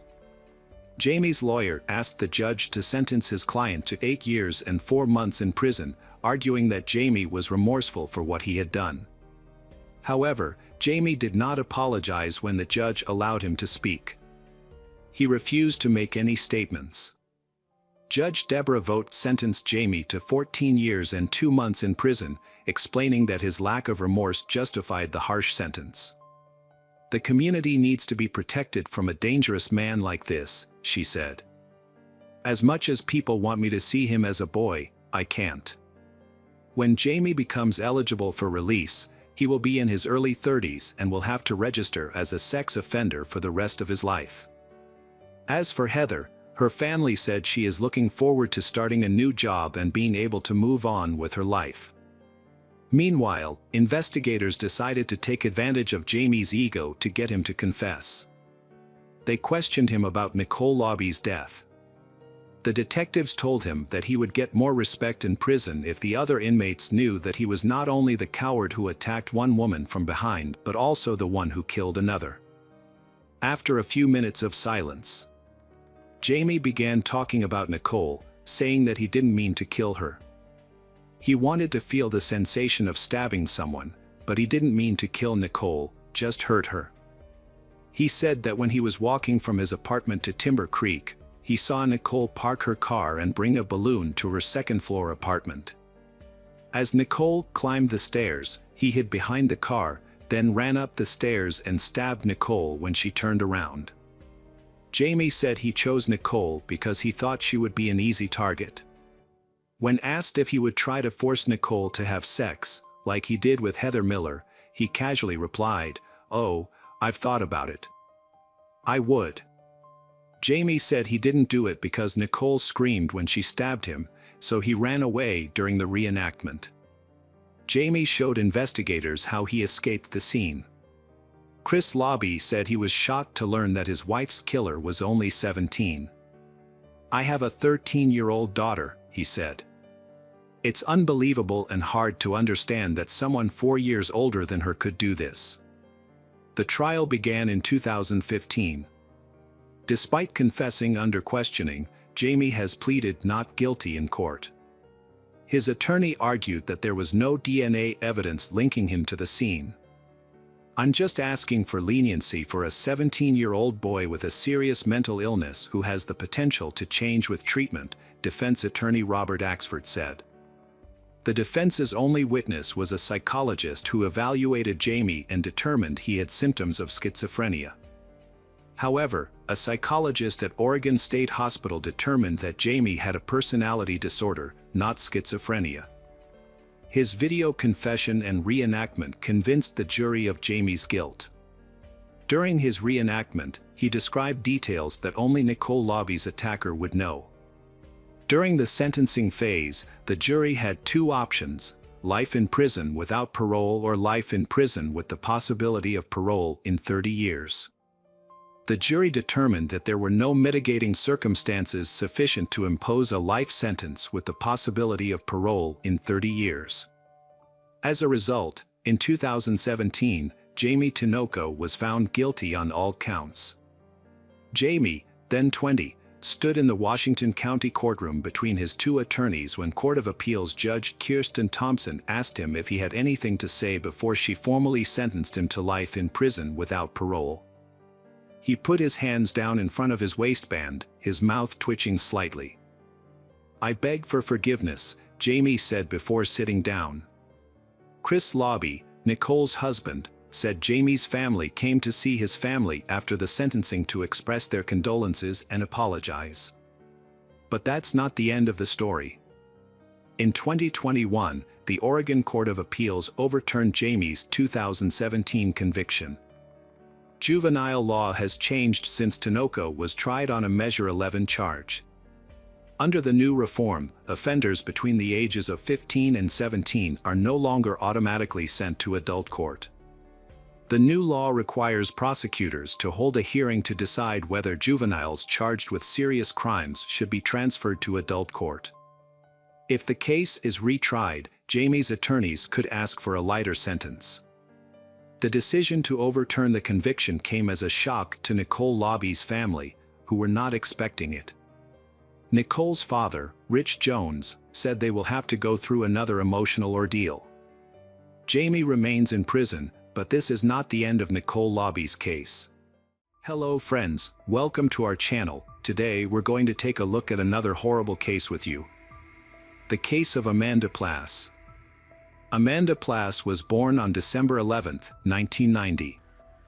She grew up in Choppy, Massachusetts, with her sister Emily and brother Nicholas. Amanda's mother, Michelle Mayes, described her daughter as a hippie and often joked that she was born in the wrong era. In 2011, Amanda worked as a waitress at a Friendly's in Choppy and was dating a 27-year-old carpenter named Seth Green. On August 26, 2011, Seth called 911 to report that he had found Amanda unconscious in the kitchen of her third-floor apartment. During the call, Seth tearfully told the operator that when he arrived, Amanda was lying on the floor, unresponsive, with multiple stab wounds to her body. He did not know how to help and requested the police and an ambulance. When paramedics arrived, they confirmed that Amanda had died from multiple stab wounds, including to her chest, throat, and abdomen. Police cordoned off the home where the crime took place. When they arrived, they found Seth on the porch, crying and unable to calm down. Detectives carefully searched Amanda's apartment. Whoever the perpetrator was, they had escaped but left behind some evidence. The first thing that caught the detectives' attention was the large amount of blood in the kitchen, indicating that the attack had been carried out with a knife. Police also found Nike shoe prints on the floor and handprints on the broken glass window. The motive for this brutal murder remains a mystery. Based on the condition and number of Amanda's injuries, detectives suspect that she may have known her attacker and that the motive was a personal vendetta. Therefore, the first suspect was Amanda's boyfriend, Seth Green. Police took Seth Green in for questioning. It was no surprise that he was the first suspect, given his close relationship with the victim, his blood-stained clothing, and his role in calling 911. The fact that he and Amanda had been dating for less than 2 weeks before her death, and that her family barely knew him, raised suspicions. Seth was 7 years older than Amanda and likely had different views on some issues. But did that lead to an argument that resulted in the brutal crime? This led investigators to suspect that Seth could be the killer, even though he claimed Amanda was dead before he arrived at her apartment. They determined that about 2 hours had passed between Amanda's death and Seth calling 911. That was enough time to cover up evidence and remove the weapon. So the first question detectives had to answer was whether Seth Green had anything to do with Amanda's death. When Seth showed up at the police station, he looked like he had just been through something terrible. He was mourning the death of his girlfriend. Investigators wanted to know if his feelings were genuine or if he was just trying to deflect suspicion from himself. During questioning, Seth said he had been working all day. He had planned to take Amanda to the restaurant where she worked, but couldn't because of his busy schedule. Seth said he didn't know Amanda well because they weren't in a long-term relationship, but he loved her and had no reason to hurt her. Seth worked as a carpenter at a construction site. Investigators began asking him about his tools, implying that he may have used one of them to commit the crime. Seth often used a tool belt at work, which contained a variety of carpentry tools, including a knife. However, he claimed that he always put the tool belt back after work, and that day was no exception. Seth finished the job, changed his clothes and tools, and then went to see Amanda. He understood why he was the most suspected, but he still insisted that he had nothing to do with his girlfriend's death. The police eventually confirmed Seth's alibi. He even passed a lie detector test. When he arrived at the scene, he was wearing construction shoes, which clearly did not match the Nike shoe prints at the scene.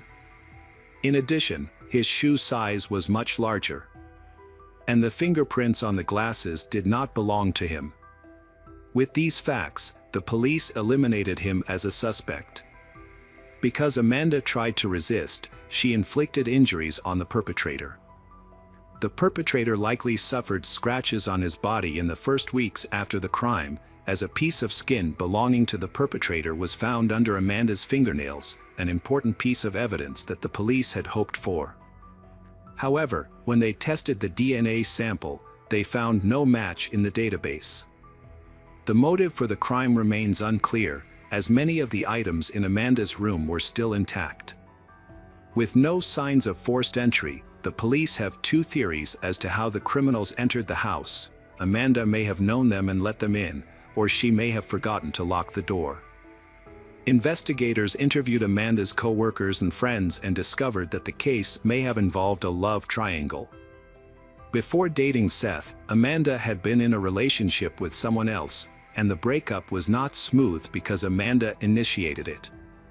After a while, she started dating Seth, and Amanda's ex-boyfriend did not seem to be happy with this.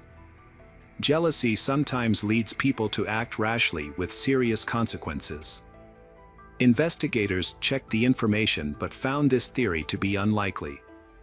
Amanda's ex-boyfriend provided his DNA and fingerprints, neither of which matched the traces found on her body or at the scene. Furthermore, he had a convincing alibi. Police investigated other leads but failed to find a solution to Amanda's death, leaving the investigation at a standstill. Amanda's family was determined to find justice, so they distributed flyers and held community events in the hope that someone would come forward with vital information. Amanda's mother, Michelle, said her daughter was not perfect, but she did not understand why Amanda died and why no one had reported any useful information to the police. Amanda's family faced another emotional challenge. They discovered that several police officers had taken photos of Amanda's body on their phones and shared them with others, including civilians. According to an internal report, Sergeant Keith Lame, a senior officer who was in charge of monitoring the scene at 73 School Street, where Amanda was stabbed to death on August 26, 2011, was one of the photographers. He sent the photos from his cell phone to another sergeant, who then forwarded them to a patrol officer. One officer shared the photo with civilians, including a coach at a youth soccer game. Records show that Keith used his cell phone to take the photo. Keith then forwarded the photo to Sergeant Jeffrey Godair. Sergeant Jeffrey emailed the photo to Patrolman Chad Levesque. Patrolman Chad shared the photo of Amanda, lying on the kitchen floor, with other soccer coaches. As he did so, Chad said, "This is something I have to deal with at work." The photo was shown to at least 3 coaches at a youth soccer game in Agawam the day after the murder, according to Captain William Jebb, the internal affairs officer who wrote the report. At that time, Patrolman Terry Deck, who was assigned to record all traffic in the apartment for state police, took a photo of Amanda's body and emailed it separately to 6 Chicopee police officers. The investigation found that all 6 officers deleted the emails. None of them were punished for wrongdoing, and their names were not listed on criminal records. The others were punished for incompetence and failure to meet work standards. Terry and Keith, who took the photos, received letters of reprimand. Jeffrey and Chad were docked wages. Nearly 2 years after the murder, there was no sign that the investigation was any closer to finding the culprit. So investigators decided to review all the relevant evidence, hoping to find some missing information. After reviewing the evidence and items in Amanda's bedroom, they discovered a dry erase board with a suspicious message. The message read, "Dennis was here on November 8th.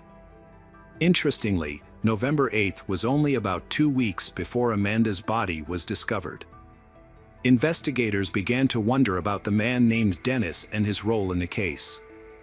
They began to investigate the relationship between Dennis and Amanda by examining phone records and social media posts. While investigating Amanda's apartment, police discovered that her ex-boyfriend had given them a crucial clue. He said that Amanda's apartment had been broken into several times during her absence. In particular, Amanda told him that she suspected a young Puerto Rican man whose name began with the letter D. However, she did not want to report the incident to the police and wanted to resolve the situation herself by talking to the man. Amanda tried to talk to the man about the break-in, but he would not listen. Amanda then informed him that a neighbor had witnessed him at her apartment. She also begged him to return items that were missing from her home. However, the man became angry and left. The main goal of the investigators was to identify Dennis and determine whether he was involved in Amanda's death. They discovered that a man named Dennis Rosa Roman lived near where Amanda died. A search of Dennis's records revealed that he had been convicted of burglary and breaking and entering. However, no fingerprints were found that matched the ones found at Amanda's home. Police tracked Dennis to Westfield, Massachusetts, and asked him to come to the police station to talk, but he refused. During the brief encounter, Dennis appeared very nervous. Surprisingly, Dennis turned himself into the police station in November 2013 at the age of 22. Police questioned Dennis about his connection to Amanda. Although Dennis admitted to knowing Amanda from Choppy, he said he had not seen her in several years. This made sense since Amanda had been dead for some time. Investigators then asked him if he had ever been to Amanda's apartment. He replied that he had never been there and did not really know her well. He only admitted that he sometimes sold Amanda marijuana and had had a few brief interactions with her.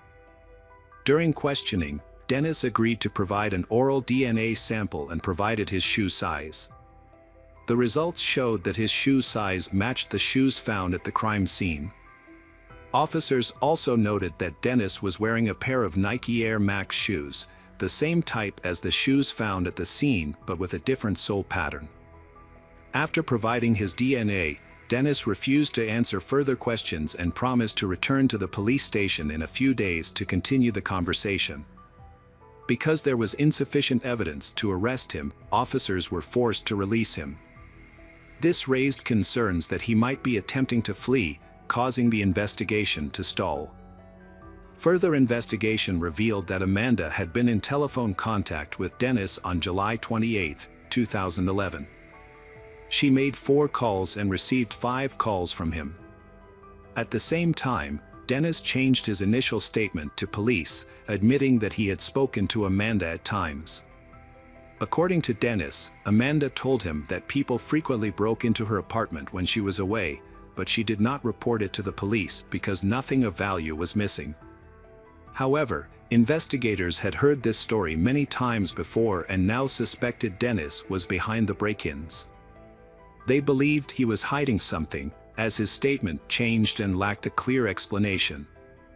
When shown a photo of the dry erase board that read, "Dennis was here on November 8, 11, Dennis suddenly remembered writing it, contradicting his previous statement that he had never been in Amanda's apartment. Additionally, DNA testing revealed that his DNA matched DNA found under Amanda's fingernails and that his fingerprints were on a glass pane at the crime scene. This evidence confirmed Dennis's connection to the crime. After realizing that too much evidence was directly against him, Dennis changed his story again. He now claimed to have been present at the crime scene and tried to save Amanda from the attacker, implying that someone else was involved.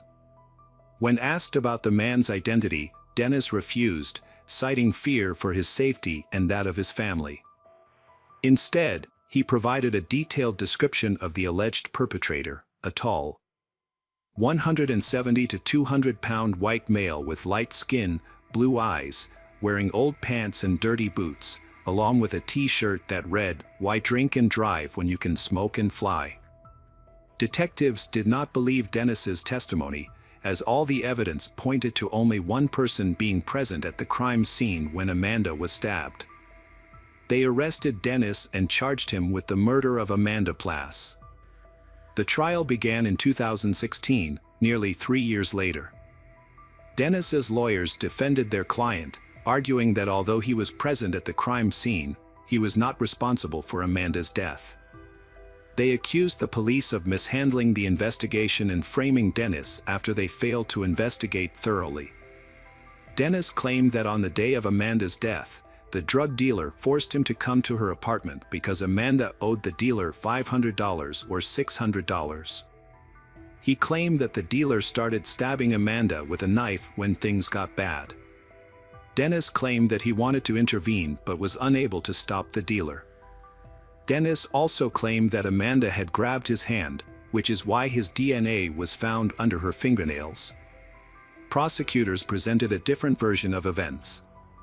According to them, Dennis broke into Amanda's apartment while she was away and left a note with his name on her whiteboard.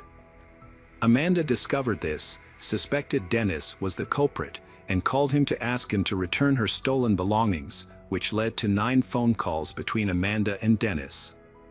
Prosecutors claimed that on the day of the murder, Dennis returned to Amanda's apartment thinking she was at work. However, Amanda had come home and a fight broke out, leading to Dennis killing her.